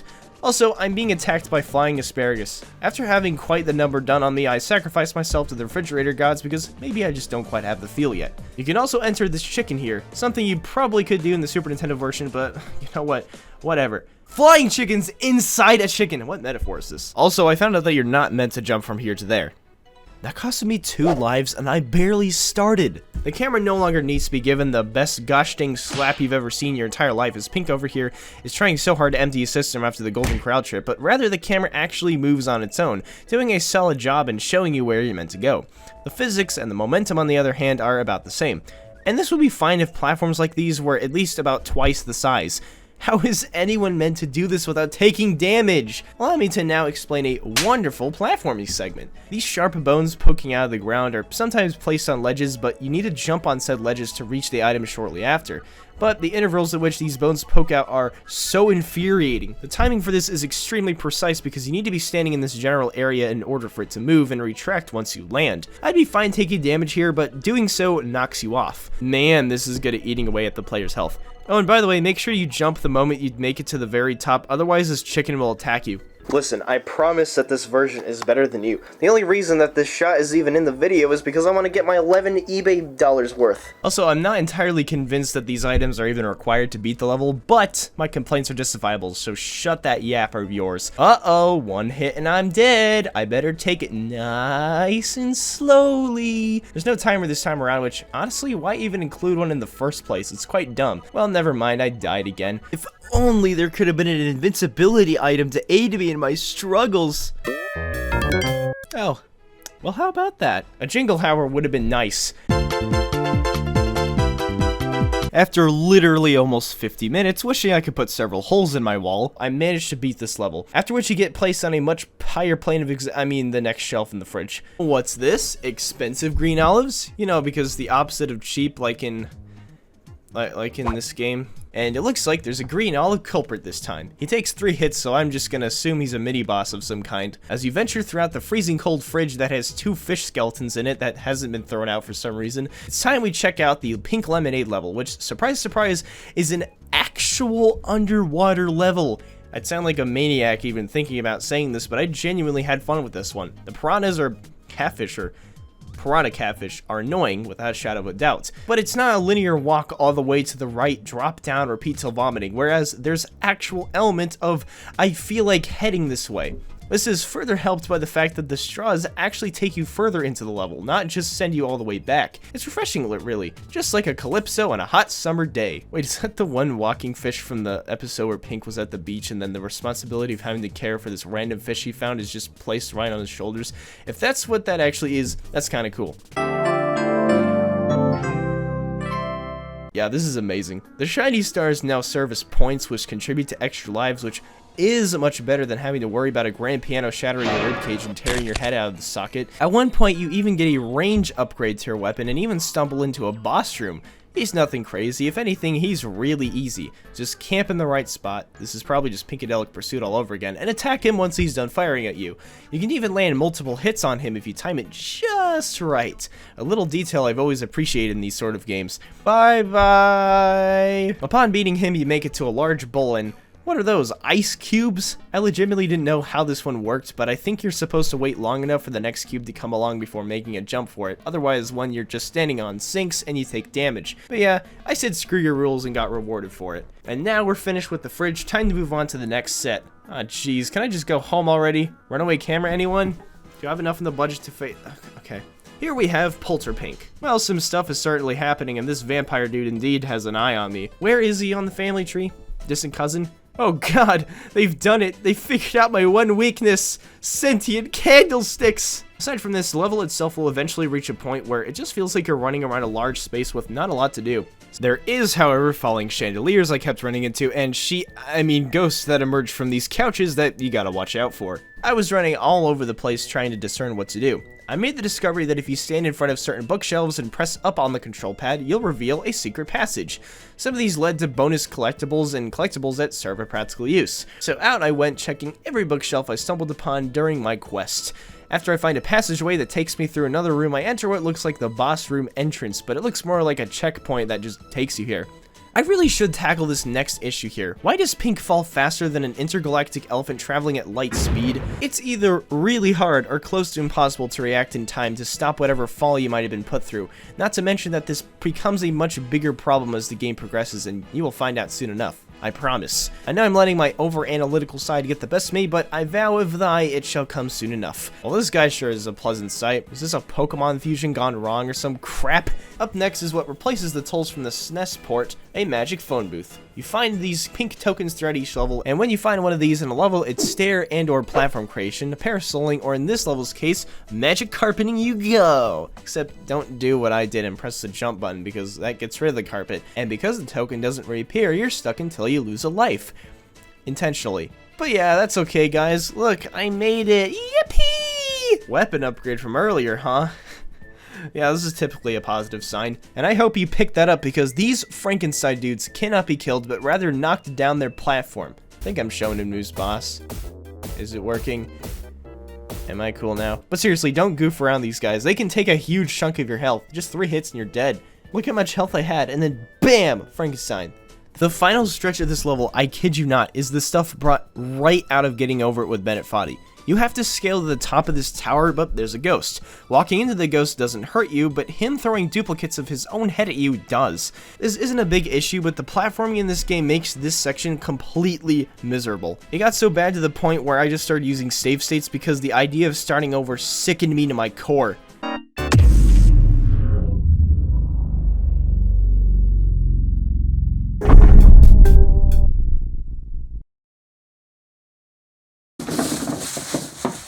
Several dead bodies in this trash bin. I'm warning you, Mr. Tree. I will make you another one of my victims. I don't care that you're innocent. Nobody is when the worst is brought out in me. Anyway, I pushed through and finally made it out of that set. Sheesh, if I don't get some kind of raise, I think I might just quit this shindig. I know this might come off as kind of a weird question, but have any of you wanted to go sailing? You know, because lately, I haven't been able to satisfy that itch of wanting to just go out and sail the 7 seas. So you know what? Let's whip out that back scratcher and hold nothing back. But be careful of the falling bulbs of whatchamacallit. We made it. Don't know if it was obvious or not. Oh cool, jellyfish, crabs, and prehistoric aquatic underwater thing. Also, well, they might be going through something. Might not want to be too insensitive. Oh no guys, this boat is about to crush me. I better duck. Are you out of your marbles? You know, I don't even think I want to attempt to be funny here. I'm actually pissed off. Why would they do this? Also, you know what's kind of dumb? You're supposed to swim all the way under the ship, climb this rope that leads into this room in the back of the ship that is also at the very top, head all the way back, and as you're going through the ship, you need to make sure you don't forget the staircase token, otherwise you can't progress. You parasol your way to the top of the ship, but for some reason, this is actually quite a precise jump, and if you're off by just a little bit, then you have no choice but to kill yourself. I forgot to mention that you can also use the staircase token over here, and yes, it is a complete waste, which means you gotta start the level over again. Ladies and gentlemen, I guess. Do you like tedium and frustration? Well, I sure hope you like mixing the two because this is the game for you. It's like mixing battery acid with more battery acid. My analogy is top notch, by the way. Don't even dare suggest any substitutes. Once you make it to the top, you need to find another magic phone booth and use the remaining token to create platforms as a means to progress to the end of the level. Except for whatever reason, I treated this like it was a P-switch for most 2D Mario games, resulting in me rushing things and costing me my ability to progress any further. Did they at least consider that only letting you collect a token once is a horrible design choice? So once again, I made it all the way back without making the same mistakes as earlier, and man, I'm not even sure why I wasn't mostly uncautious about this, because there's still many chances for me to fall down again. But that of course didn't stand in my way, and I was victorious for the 3rd time. Alright, now onto Hot Pink Roof. Wait a second.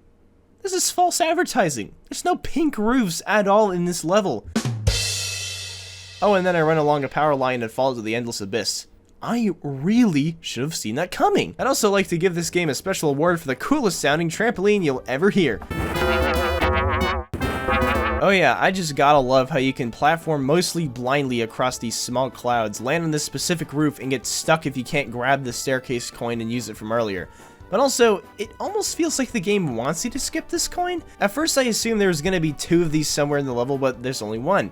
It turns out you need to platform across the clouds to reach the next phone booth and use the magic carpet to reach this cloud, assuming you don't forget the token for it. Getting there sucks because the camera does a poor job at showing you where you're going to land, resulting in leaps of faith. It's a good thing that the exit to this level is visible shortly after. Up next, I took a trip to the jungle, and to be totally real with you, I really don't like this level. I just got done talking about how frustrating it is. You have to play Russian roulette each time you make these kind of jumps, and here we have the prime example of why these kind of design choices clearly don't work. I swear if they just cut his falling speed in half, I would be a-okay playing these levels. And if it wasn't annoying enough, you get unkillable monkeys that throw coconuts just as you're able to avoid them, spiders that are almost impossible to hit, and tourists that, well, they're alright actually. Oh, and there's also banana peels that hurt you. They had an opportunity to goofily animate Pink slipping and falling on said banana peel, but nah, he just acts like he steps on a thorn. Well, that certainly was a tasty banana.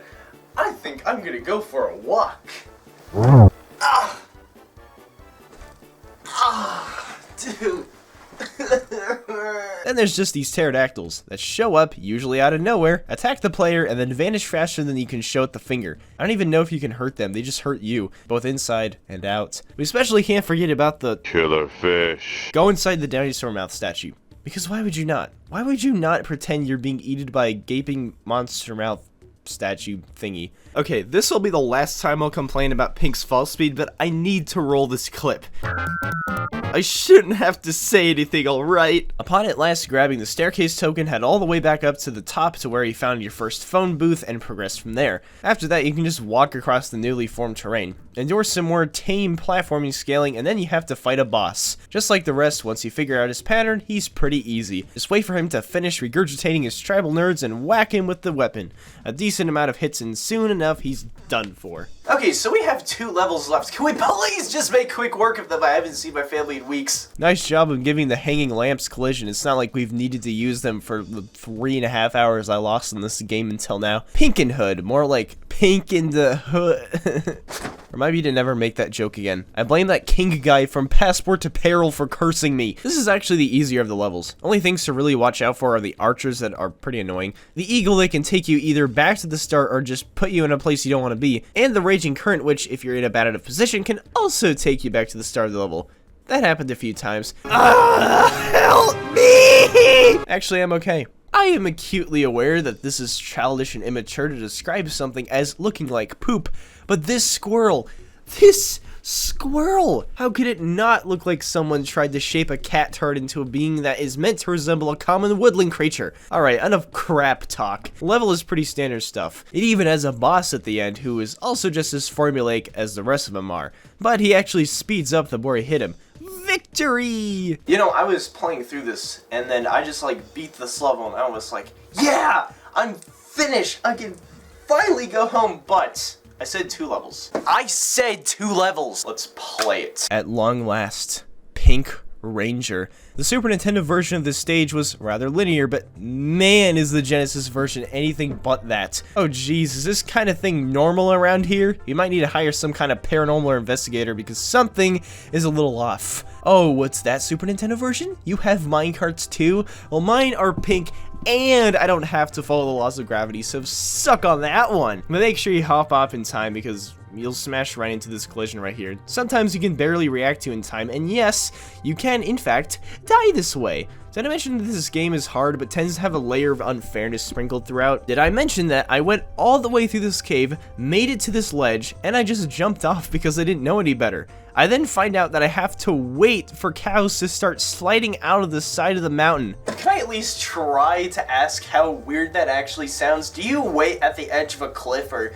literally any kind of ledge and just wait for cows to start helping you across? Like, no one just says that on a regular basis. I made it across, and as I was ensuring I knew what I was doing, I basically became completely dependent on save states. The game gives you a handful of continues, and I actually thought at first they were endless, but nope. Once you lose all of said continues, you may as well reset the console, as it would be just as helpful. I mean, that's how a lot of games were back then, but it's kind of sad. So with that said, I was furious at this game and wanted to shut up about it as much as all of you want me to and move on, so I hope you'd excuse me in the meantime. Can't say I'm extraordinarily shocked that the last few zones of this level throw in as many enemies and obstacles as they can fit in this game's aggressive attempt at eating away at your remaining lives. I genuinely have no idea how a casual like me is meant to pass through this section without taking damage at least once. And since there's no checkpoints, I had this to work with in the end. And you know what? I'll be the first to admit, maybe I just should never have messed with the likes of Pink Goes to Hollywood. But at the same time, I believe I needed to start thinking outside the box. Dude, finally!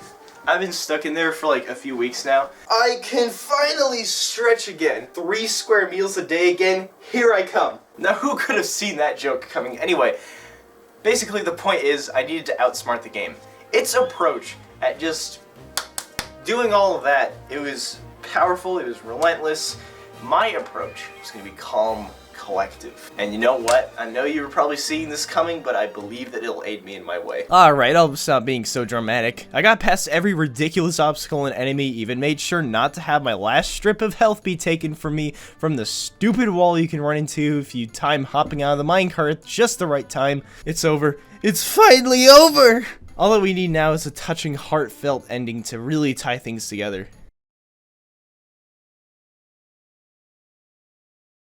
You really thought that after everything we've been through, that you thought this was the resolution? This was all that you leave me with after all the time I spent on you? I can't believe this, I'm outraged! Mind you, this is basically reused from the literal "you just lost all of your continues, now you have to start the game from the beginning" screen, with a bit of extra text that's probably meaningless. What follows is a credit roll, without music, and this last screen, which legitimately made me think I was gonna be thanked for even considering touching their game.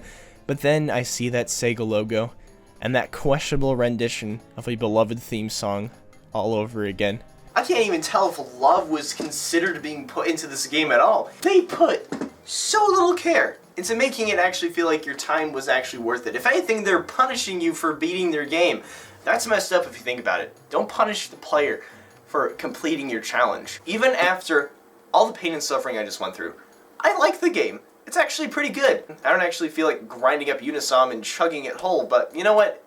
This could have gone a lot worse. I was just expecting a little bit more out of it, and I will not be able to get over this unfathomably underwhelming ending this game has for me. Okay, are you guys ready for the last game on our list? It feels weird even typing that, honestly, because I've been working on this video for so long. We got Hokus Pokus Pink, baby. It's another Wanderlust interactive game. Let's go! I needed this one, alright guys. Once lived a boy with a penchant for magic. His story is one that's both joyful and tragic. A party for dinner the boy's parents would host. A visiting daughter who went up to play would find herself altered in a most peculiar way. Oh no, whatever shall I do? And who can reverse this? A true friend. A pink pal. Oh hey, I'm just passing right by, don't mind me. Whoa, listen, we can talk this out. Just please let me go. He cast a cruel spell. Oh, well that's not good. I don't think the refund policy even includes anything about the words escaping. I had a terrible dream. Dude, I don't think that was a dream. And if it actually was a dream, then I will literally stick my head in boiling water. If you can't really tell, I'm not quite fond of this place. Whoever's family that lives here definitely has some kind of unhealthy obsession with teeth. Wow, check out its tooth with teeth inside of it. I wonder if his teeth also have teeth inside, and those teeth also have... I'm not finishing that sentence. Alright, let's wander around in a home we're probably not invited to. Now, just a fair warning, don't continue watching this video if you're homophobic. With that being said, let's proceed. Oh wow, what a lovely family photo. I'm sure they're relatively nice people. Hey! Don't mind me, I'm just browsing around, you know me. Yes, I know only one person from this photo out of this small group actually showed up, but think about it. Imagine you visited a Walmart and you were seeing an actor or actress inside of a photo frame that you were thinking about purchasing, and then suddenly the person you saw in the example photo just shows up right behind you. You'd be shook too. You haven't a clue. He's a commoner. A panther who's pink is just another commoner to you. I mean, I kind of get it. I don't see people that look like you, and I mean like you, every day. I'm not trying to be offensive or anything. I'm just saying that I don't see people that look like you every day. You'll need a tip. On second thought, I think I'm good. I think I'm good on that. Please never tell me where that's been. I would rather not know. There's still time to tour my shoe museum before supper. Well, that sounds fun. After observing some unimportant thingy-madoodles, you then might find yourself in a room of 4 other dudes, one of which is macaroni-haired Donald Trump, and a guy that sorta looks like Crash Bandicoot and his arch-nemesis fused together. I don't believe we've met. Okay, genuinely, why does he sound like that? His voice does not fit him all that much at all, actually. I see you're without champagne. Wait, he brought up champagne. I think I know the reason now. Are you a pet? Maybe my daughter wants you. I'm not for sale. I'll pay $250,000. I'll need plenty of food and water. You can pick me up on your way out. Alright, man, we get it. You really like your money, but just have some common decency, please. Like, yeah, we get it. You like your money and all that, but $250K, that's gonna go. Like, that's gonna go. Especially in this economy. It's gonna go. It's not gonna last that long. Alright, Mr. Linguini Man, what do you have to say? Put those good teeth on the shelf for a special occasion. And for everyday use, try.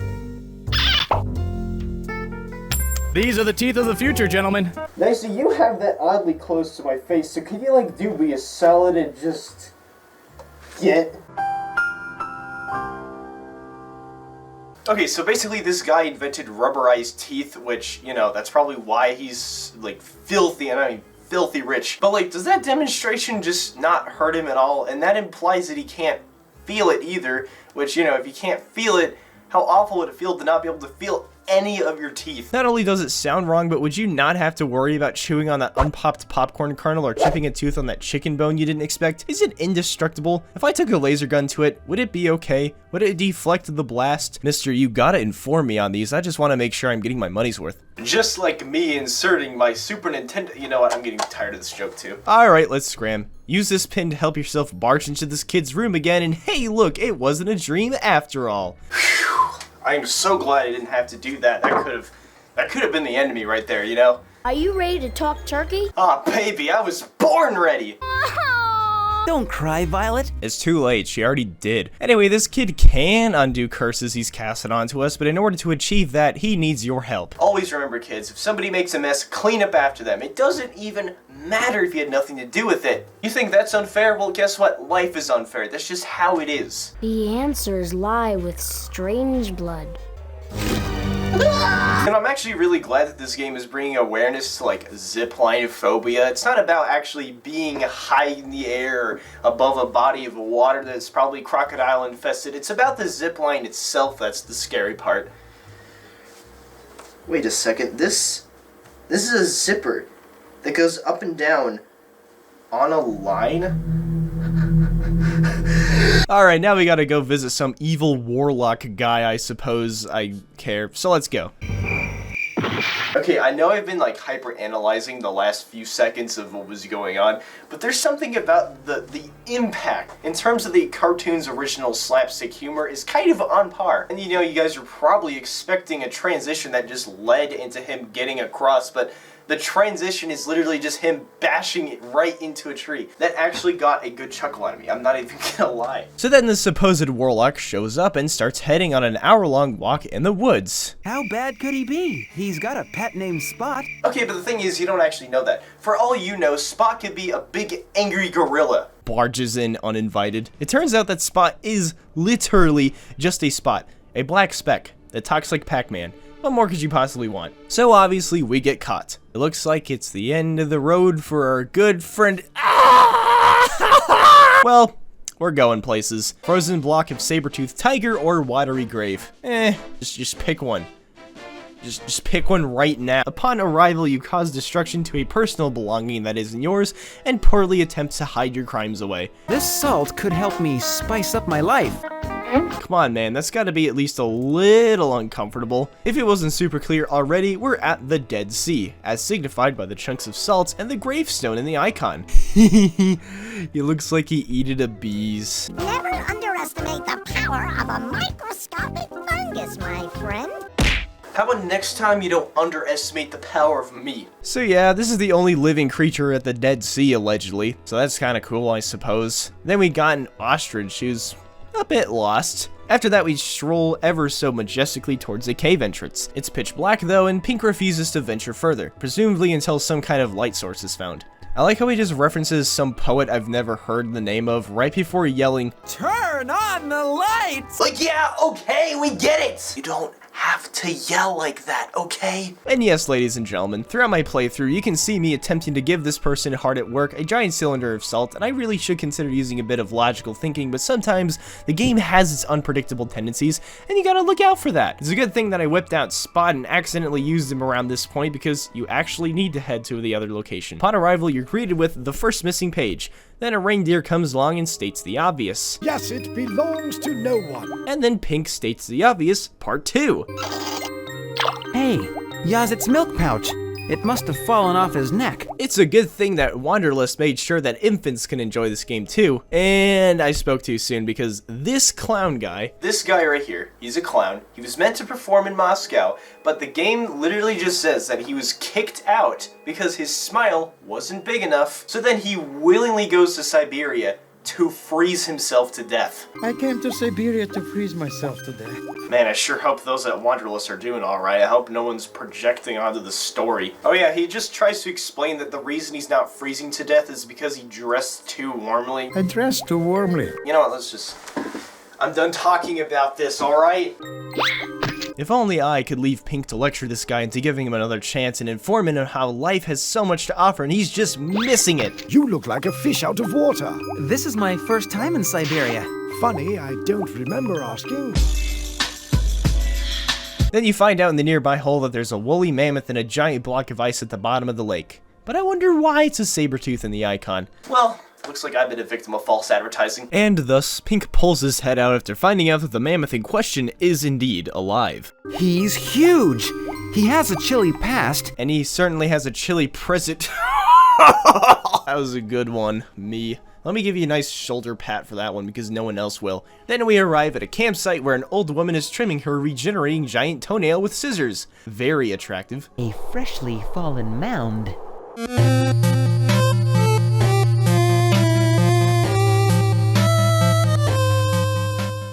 Oh, hello, sleep-deprived bear.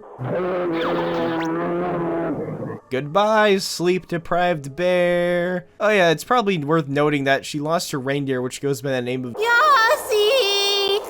It's a name for a reindeer. That is food supply hut. We built it nice and high so the bears would not get to it. So yeah, about that. Yasit is not just any reindeer, you imp.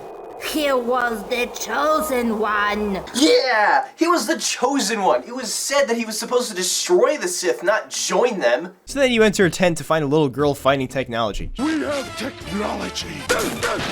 She complains about wanting to watch her favorite show, Blarney, which, come on guys, you aren't being very slick here. Come to think of it, Blarney almost sounds like an Adult Swim parody of Barney and Friends, which, as she then describes it, as a show where a walrus sings nursery rhymes to children, but then starts brainwashing said children to act aggressively and demand sugary foods from their parents. I mean, it's probably the most tame idea for an Adult Swim parody, but I'd watch it. Sounds interesting and probably hilarious in some twisted, disturbing way. I want candy! And here is a step-by-step guide on how to retrieve candy in Siberia. Step 1. Not like that. Then Pink takes what isn't his, a pot of some kind of hot liquid, and stuffs it down his pants. And let me tell you, that put the worst possible mental thought in my poor little head, and I decided that I want to make it real. Viewer discretion is advised, but like, you know, I'm not very... I don't really care. I do these things at times without any shame at all. There was a time in my life when I would have gotten in trouble for that. Yeah, and you're proud of that too, aren't you, you sickening freak? As we leave the possible fire hazard, we now have to figure out what's wrong with this homemade satellite. Normally I just leave because I would definitely get nothing out of helping her, but this is one of those games where it's a mandatory.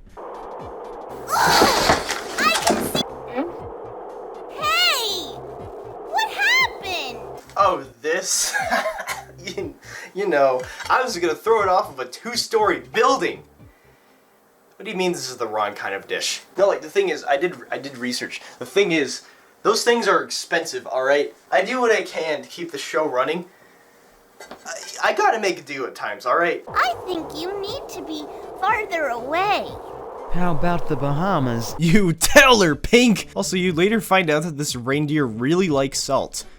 Like, really likes salt. He likes it so much that he sees no difference with it being taken away from him. His whole world, the sky, the trees, the birds, it's all salt. Anyway, I carried on with my scurrying, and I found out that in order to get the strongest signal, you must pour the hot water into the panther-shaped hole from earlier. Yeah, I forgot to mention that. Snow panther.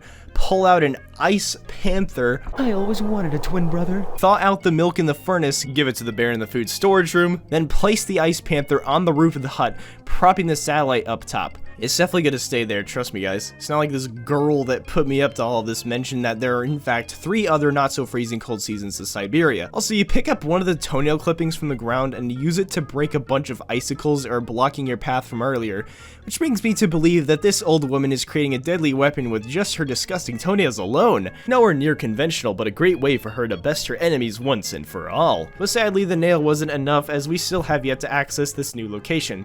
I think now would be a good time to check up on... Why, you little... Caring and sharing shouldn't have to hurt. Okay, so this is definitely a snuff film that was amateurly thrown together in a few days and sold on VHS to be put on the dark web marketplace. It's a good thing I can now pilfer her whole collection. Talking about said collection while I'm at it, well, she is virtually unconscious. Taking said collection would probably be for the better anyway. Make time for Blarney! I'm just gonna go back to the Dead Sea. She's making me uncomfortable.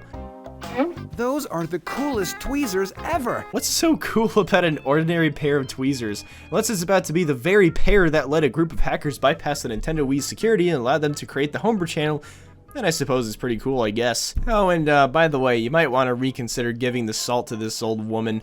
I'm just saying. See, I always knew the moment I laid eyes on you that you were SCP-4038. Disgust aside, this leads the woman to start drumming the salt lick, luring back her missing reindeer. She then gets knocked over, revealing a shiny meteorite space rock thingy that had dropped. I'll just put your seat down. I think you forgot the euthanasia, unless she meant just putting it down. For his nap. What is this thing? Meteorite chunk, presumably. I landed here on June 30th in 1908. Didn't mean to, but I did. Well, you know what? It's a good thing that you had at least admitted it. You know, a lot of meteorites that I've talked to, they are just so rude, and a lot of them aren't even apologetic at all. So you know what? I think you are taking steps in the right direction, my friend. Why did people even say that? I'm not even your friend at all. Maybe you can make it up to us by proving to be a really useful inventory item in this game. There's only so many fourth wall breaks a man can take, alright? I gotta head out. I gotta head out before I overdose on them, alright? I will be back momentarily. I'm sorry, what was that? Anyway, she explains that there's supposedly a society of giant rats underground which caused the following earthquake, and it looks like we gotta head on over there. As you're about to arrive, you discover that the frozen mammoth is no longer fully submerged, and it won't be much longer until he's at the surface. It looks like the little earthquake drudged my mammoth up to the surface. Okay, but who said it was your mammoth? Gotta love pitch black, dark rooms where only the eyes are visible. Then talking French bread give you some questions you must answer correctly, and here we are at the frat house. You know, like frat house. Don't look at me, it was him that came up with that joke. It looks like you're running some kind of a frat house down here. He is so proud of it that he says it twice, met with less than impressed responses. Get it? Frat? What saves human lives but is not man's friend? Rat. Thanks, guys. I always knew I had it in me. Oh, and what do you know? A musical number, just like in the last game. I mean, I like it, and I think it's well animated, I just don't have much to say beyond it's just rats. Productive rat and wife could host a family. 15,000 strong! Wait, wouldn't that kinda hurt? After the song ends, you're given a scary looking sandwich. Don't sniff for food where I'm sniffing for food. Yeah, that guy definitely got beat up. So you gotta reach the dorm at the very top, and I'll admit that I'm not the smartest gamer out there, but this took quite a long while for me to figure out. Does that put it into perspective? Anyway, you're supposed to grab the pin from this one rat, lean the catapult to the other side, pin the sandwich down, then stand on the opposite side of said catapult, and this results in the biggest rat rushing its way over to make barf sounds, launching it all the way up to where he needed to be because everyone else sucks at it. The king in all his glory basically confirms he was responsible for the earthquake. He thinks him exercising will prolong his life expectancy, but his citizens aren't on board with this making a difference. You give him a workout tape which motivates the colony to get their gains in. And before you know it, just like... Oh yeah, and just take the rest of my collection. I don't want it. And oh look, most of the lake is gone and our woolly friend has a chance to breathe at last. But he's still stuck. Nothing a little meteor shard can't fix. Or not. Alright, enough lollygagging. Let's just get back to the Haunted Mansion. I mean, it's probably not, but it certainly feels like one, and you know, when I'm recording this is like Halloween season, it's like Halloween day, you know. It's probably supposed to be scary, you know, I'm just saying. Well, hey, more people showed up. How lovely. She is constructed entirely out of excess body parts my patients leave behind. Well, that's, obviously reassuring. Doctor, thank you so much for helping me with my troubles. But before I go, I actually forgot, where did I put my ear? Oh, well, that's just great. They don't sell those, you know. They do. But we don't talk about that, you know. Not to mention the fact that this guy literally asks if Pink is using his whiskers and wishes to put them on his wife. Are you using your whiskers? Yes, why? First of all, closeted furry much? Secondly, I thought you grab parts from those who leave it behind. So if my hunch is correct, this guy would likely do the following. Oh, hey! I was wondering if I could have your leg, you know, it's just, you know, as long as you're not using it, of course. It's not really a big deal. I just need it for a secret project of mine! Anyway, the only thing useful, and I mean actually useful in this room is the black belt. Just trust me on this one. Very exciting evening. Like I said, there ain't much important stuff in here. Having a fun time, kitty? Hello, I'm Saltina Crockerbarrel. You're pretty and all, but maybe consider letting go of your nose. Anyway, I wandered around, continued to suspect that these people have a tooth fetish, and carried on with my expert children's point-and-click game strategy that absolutely nobody has ever heard of, wandering. This guy is selling a bunch of rotten old famous people's teeth? Cool. It lets me using the meteor from earlier as a light source for this cave, and you end up finding the second missing spellbook page, accompanied by a woman attempting to uncover a tiny object lodged in this cave wall. What is it? I don't know. Nothing a pair of tweezers can't help with. I got it! What is it? I don't know! Okay, I genuinely found that funny. The joke got further forwarded by her vanishing in a cloud of dust the moment her sentence is finished. She leaves behind the tweezers, a blowtorch, and the protective eyewear she ripped off her face. Guess it didn't mean much to her, huh? I don't know how to use that thing. You don't know how to use a blowtorch, Yeah, I believe it. Alright, so Eli was preventing you from using his tweezers in his presence, so in order to get him to leave us alone, we get him the eye protection. You know, because we kind of broke his sunglasses earlier on. And now it's time to grab a fungi guy.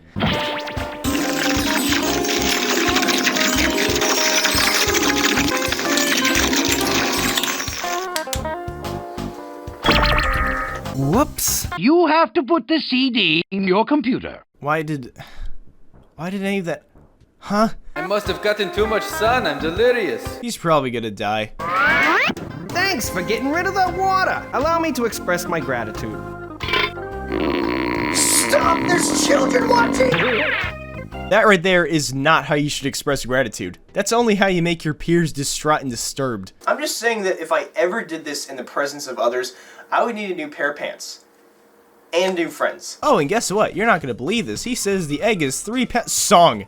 Just one hint, for Christ's sake. Also, I'm sure the lead singer of this one is a wonderful guy in person, but he makes this song unlistenable for me. And I'm sorry, but it needed to be said. I'm over 40 miles an hour, so you better...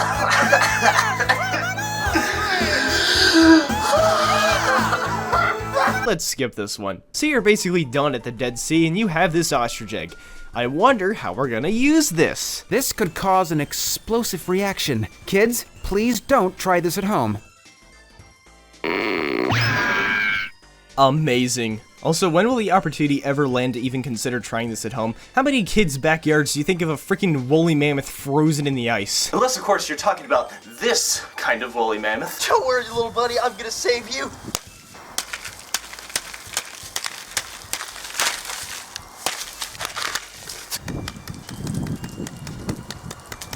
cut time. That went so much better than I was anticipating. Well, the trunk is no more. Ow! I'm too mean. Bro, shut up. Alright, so I chucked the fun guy into the cauldron back at home, used the boob money from earlier to gain access to a bathroom, to which I then needed to obtain a smile supporter. And I haven't said this yet, but I'll say it now. Ugh. I can't do it with you listening. Forget it. Pink, my friend, I've been in your position before. Public restrooms, I just don't bother. The piss and poop, whew, it's gone. We all know it's still there, though. With the smile supporter in your hands, it's time for you to hand it to the mentally questionable clown, and in turn he helps you get the mammoth into your literal pocket. And this is how.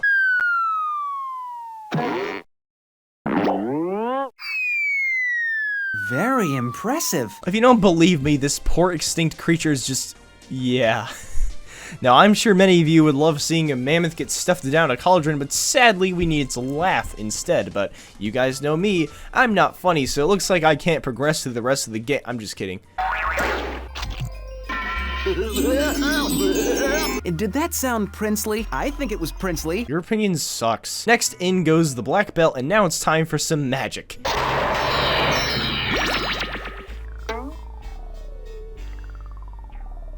Well, this is something. Look, I mean, I don't really like it that much, but you guys can decide if it's morally okay. Her hunger takes over as she consumes an apple that puts her into a permanent sleep while levitating. Immortal, magical ninja princess mermaid. Never mind, she isn't asleep, she's just being annoying. We gotta undo the spell, but guess what? We need more oddly specific artifacts in random parts of the globe.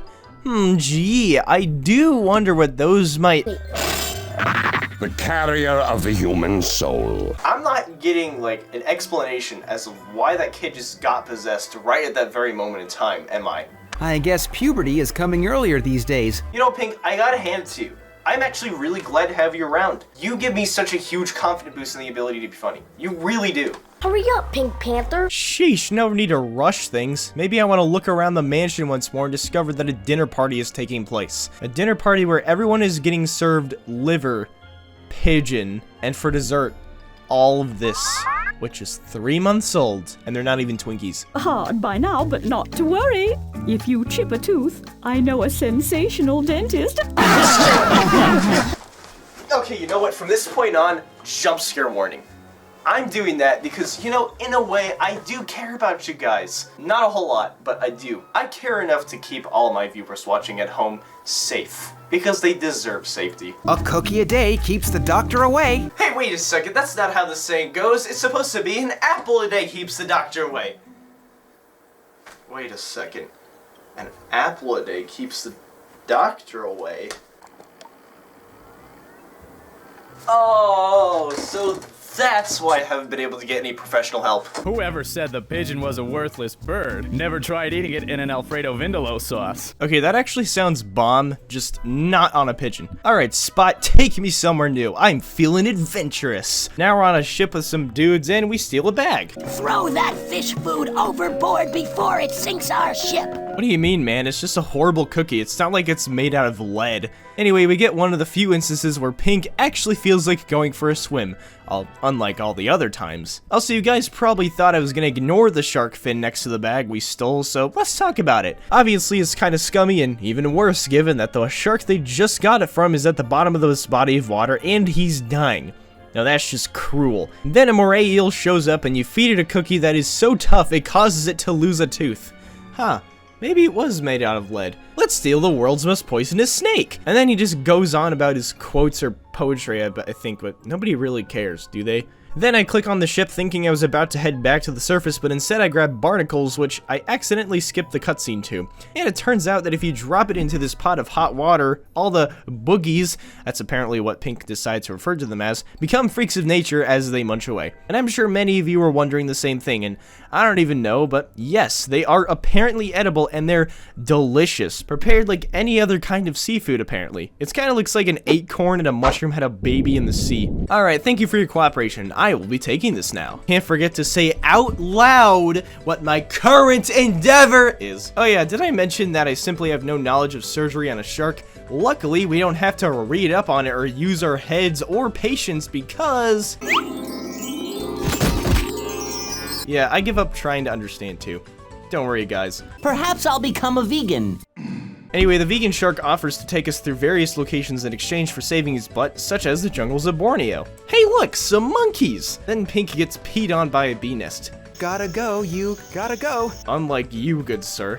The orangutan is an endangered species. There are only 5,000 of us left living in the wild. I'm probably not the first to ask, but how would you know this? What, do you keep in touch with every orangutan in the world on a flip phone or whatever form of communication existed in this time period? Whatever, this place is boring. I think I'll go to Africa. And, you know, I think I like Africa a little more anyway, because you end up finding the third missing page. Lake Victoria is the world's second largest freshwater lake. It is second only to Lake Superior, which, needless to say, is superior. Well, despite being second place, I'm sure that it left it feeling victorious. Okay, you can close the video. Then a lever just goes rogue and hits the road. No, this is not good news, folks. We then find a beak of a bird that died at one point. I guess whatever killed it thought everything else was too good not to go to waste. How sad. Then we have a bunch of animals that give random facts about themselves, which is kinda weird. Not the most likable fella you're gonna meet out here! With a voice like that, I already know we're never getting along, that's for certain. Hey look, it's our cousins! Still got your roar? Eh? Oh, I don't know. It's been a while. I bet you don't have much use for it on your fancy TV show or your fancy pants interactive CD-ROM game. Shut up!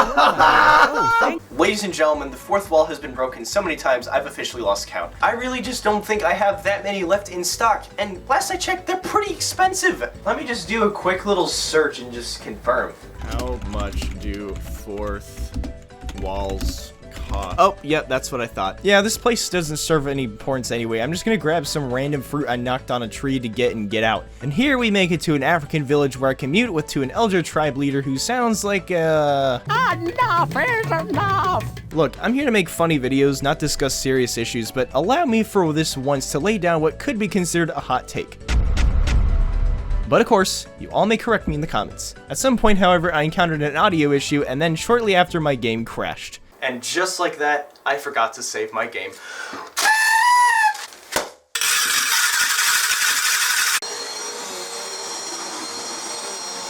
But if you thought that would be a massive fork in the road, it turned out that I had played all the way back up to where I ran into this problem in about only 10 minutes. So I guess I overreacted.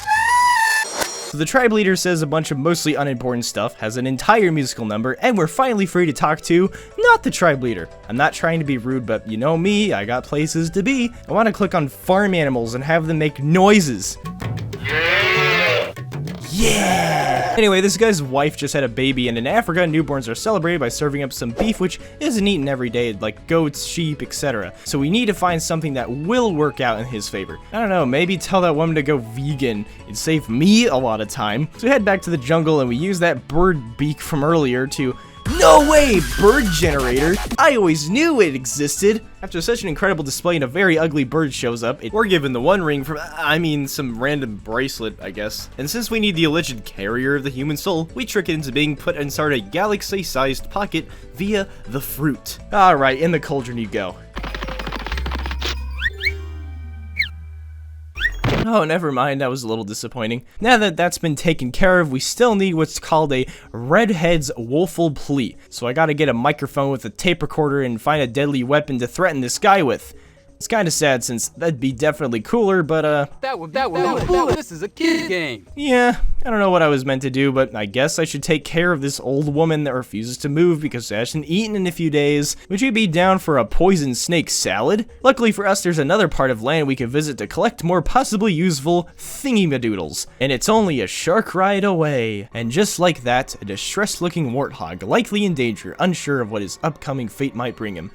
Oh yeah, and the fourth missing page from our book. That's not as important. And just as I expected, BAM! Komodo dragon. It appears to be the end of the road for our warthog bestie, whom we've only known for like 20 seconds. So we scared the lady away with her snake, and we're given a ham sandwich in return. Hey, it's no skin off my back. Yes, of course we get it. It didn't come from you, but how do you know it didn't come from a cousin or a grandparent or some other relative? Do they know about it? Why are you just serving your own kind? Why are you betraying them? I cannot believe that this dude is just unfazed. Never mind. My thoughts too, Pink. I mean, come on, even he's uncomfortable about it. This gotta mean something. Nothing else really happens. You just have this average citizen bury a bone and you're pretty much done. You walk out, give the hag her ham. If you really want to catch a hornbill, they love fruit. I'm way ahead of you, Gran! I'll just head over to Borneo Bodega and see what they've got that's good. Borneo, huh? I sure hope it doesn't get boring. Guys, you know you can just stop watching this video. There's a sea of great content out there. Why are you still here? It's only gonna get worse. Anyway, with the bracelet now in our hands, we must give it to this tour guide who in returns gives us a wine bottle. But if you're smart and you've been paying attention like a good boy, you'll know that... Oh, I'm only a cartoon character. I don't drink. So we gotta hand it to someone who does drink. Assuming I know who, which, you know, I don't. Until I looked it up on the internet. I mean, whoa, guys! I spent so long figuring out what to do next, and I did all this all by myself. So you actually give the wine to this Dracula-looking dude at the dinner table from the Tooth Mansion, and you get his raw liver in return. You want my liver? Not your liver, your loose liver. Your spare. Oh, right. And if I wanted your liver, then who's stopping me?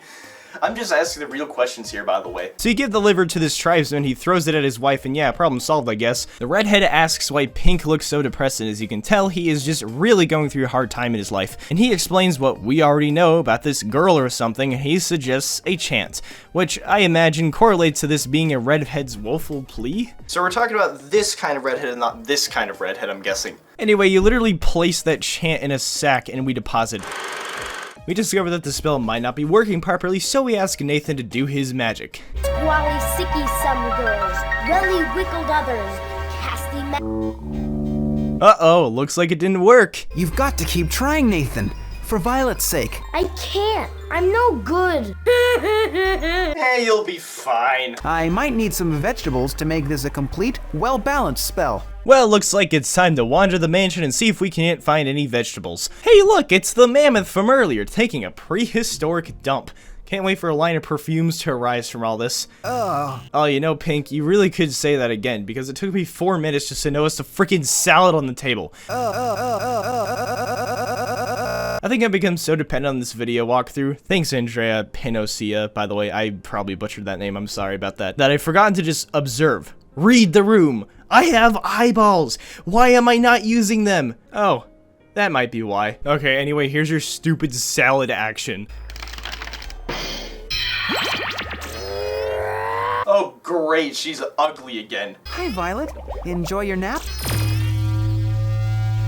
Just a normal day in Kansas. So we walk in on Tooth Reveal! There's some arguing and then Noodlehead Trump says, I'm certain we can reach an arrangement that benefits me exclusively. Not sure why he would say this, but he did. And I'm sure that phasing through the kitchen table and interrupting the ceremonial extravaganza isn't good mannerisms, but we need to give this guy an ego check so it's justifiable. Violet?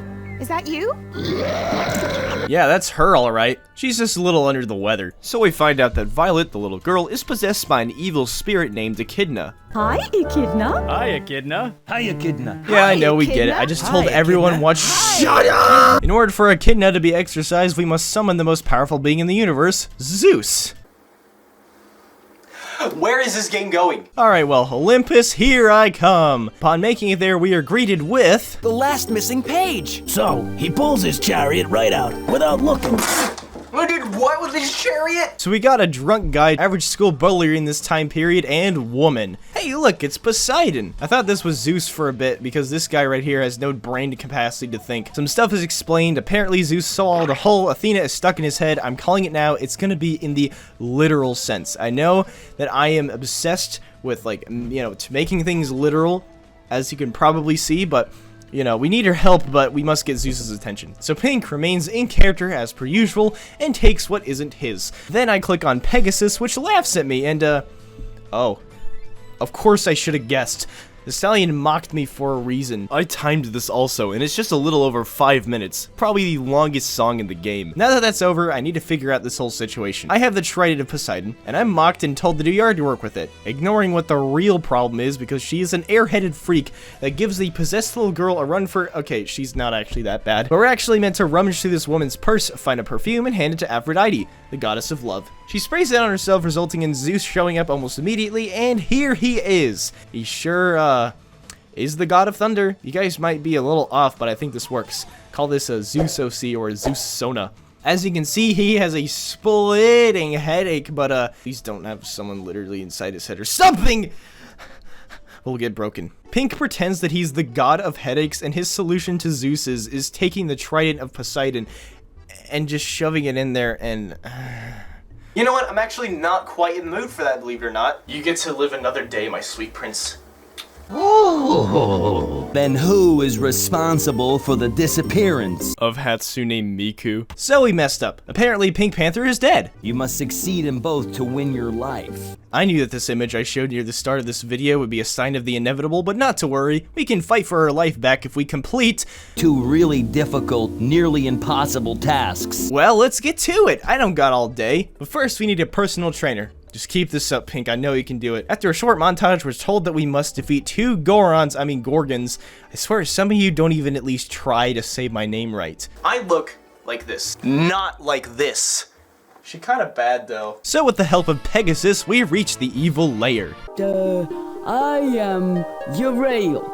I am Stino. Well, are you guys sure? You need some kind of reminder? I can do what I can to help out, that's for sure. They do an amazing job at trying to convince Pink to look at him, but we're better than that. Is that a supermodel over there? Just serve up the one on the right, the Greek salad, and she looks at the reflection of herself in the shiny metal lid and turns to stone. I mean, do you consider that they would work out the bugs of the whole petrification system? But unfortunately, they were birthed when the latest update wasn't around, so... You know, that's unfortunate, but it just is what it is. You gotta find a way to live life going forward with those, you know, with that in mind, you know? That's what you get for being greedy. Let that be a lesson to all you kids out there. Yeah, if you're ever craving a Greek salad, screw you. Alright, in fact, never eat again. So yeah, 1 Gorgon down, now we need to figure out how to best the other. I went back to the mansion, grabbed the camera, and got confused as of why it wasn't letting me use it. So I go all the way back again, rummage through the purse again, find a little mirror, give it to the gullible other Gorgon, and just like that, they're rocks. Real easy work around these parts, I tell you. So then we get the camera, snap a photo of now stoned monsters, which seem to be taken to petrification well. We present the evidence, and now we're challenged to my favorite ultimate test, quizzes. I'm just gonna skip this one. Poseidon volunteers to head with Pink to where Echidna is located, and I really thought it was gonna be Zeus that comes with us, but oh well, that works. Actually, I take it back. Poseidon can't do anything. Not even Nathan muttering gobbledygook while waving his hands around is enough to stop the wrath, until suddenly... Oh. Zeus? Is that you? No, but good guess. It's the guy I stole the book from! He extracts Violet of the demon, and it seems like everything is as it should be. Then everyone just collectively decides that the fancy teeth aren't worth it, and they just start leaving. You're nothing without celebrity teeth. Do you hear me? Nothing! See, like, that's the thing. I'm so tired of being nice. Just shut up for like 5 seconds. But at least this guy is interested. Yuck. Nathan Jr., you have done it this time. Do you hear me? You have done it. Death penalty! Okay, but seriously, being confronted in this way would actually be probably the most traumatizing thing a child could probably go through. I would be on my deathbed. I would have my tiny little life support thing hooked up to me. This would be the very last thing I'll think about before I just breathe my last breath and say goodbye to this world. You know, like that is for sure to happen. This time, you're definitely going away to the Young Gums Academy. Do you hear me? Oh. Well, that doesn't sound so bad. So yeah, everything just kind of comes to a close. Nathan gets to be an apprentice to this wizard guy he admires. They might be related, but I also don't care. And finally, roll credits. It certainly was nice to be able to complete a Wanderlust game for the first time. It's a nice little game with charm, adventuring for the whole family. I mean, wait a second. This is a kid's game. And that basically covers the small collection of Pink Panther games that are out there. Not counting the Tiger Electronic game because those are really hard to find, and if you do end up finding them, they usually come with a price tag that to most people is ludicrous. So I'm gonna leave you with that. We played some excellent games, and we played some not so excellent games. But in the end, I had fun. Did you have fun? Like, really, did you have fun watching this video at the very least? Okay, so I know I said that I was pretty much done, but I do want to take a look at the Google Play Store and see what I'm missing. Oh. Well, this is, oh, Super Pink Panther. Guess he's really good at making soup, huh? Oh. My god. Just Soldier Panther.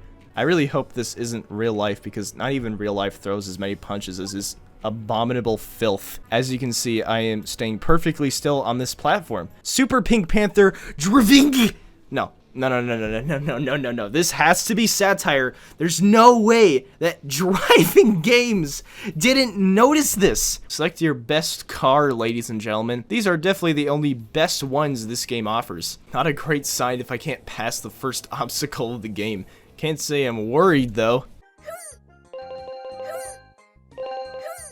Also, if you want ads to just show up literally at random, typically causing you to screw up, then Pink Panther Adventure Gamer Runner Go is perfect for you.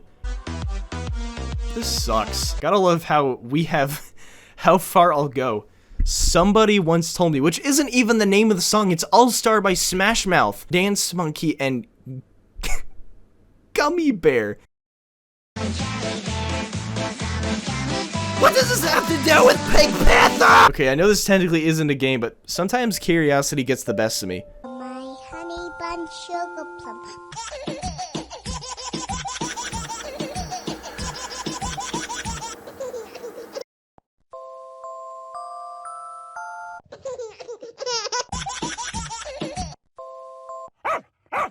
This video's over. Like the video's over. Go home. There's nothing left. Go home. Go home!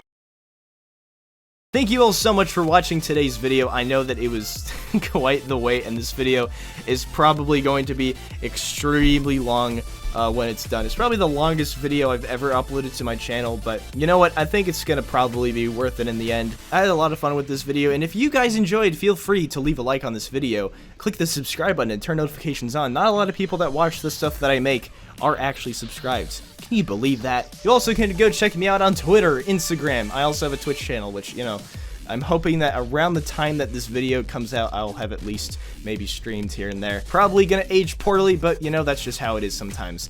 That is it for now. Thank you all so much for watching. Like I said, I really do appreciate the amount of patience you guys have, and that is it. See you around, my fellow Rockmen.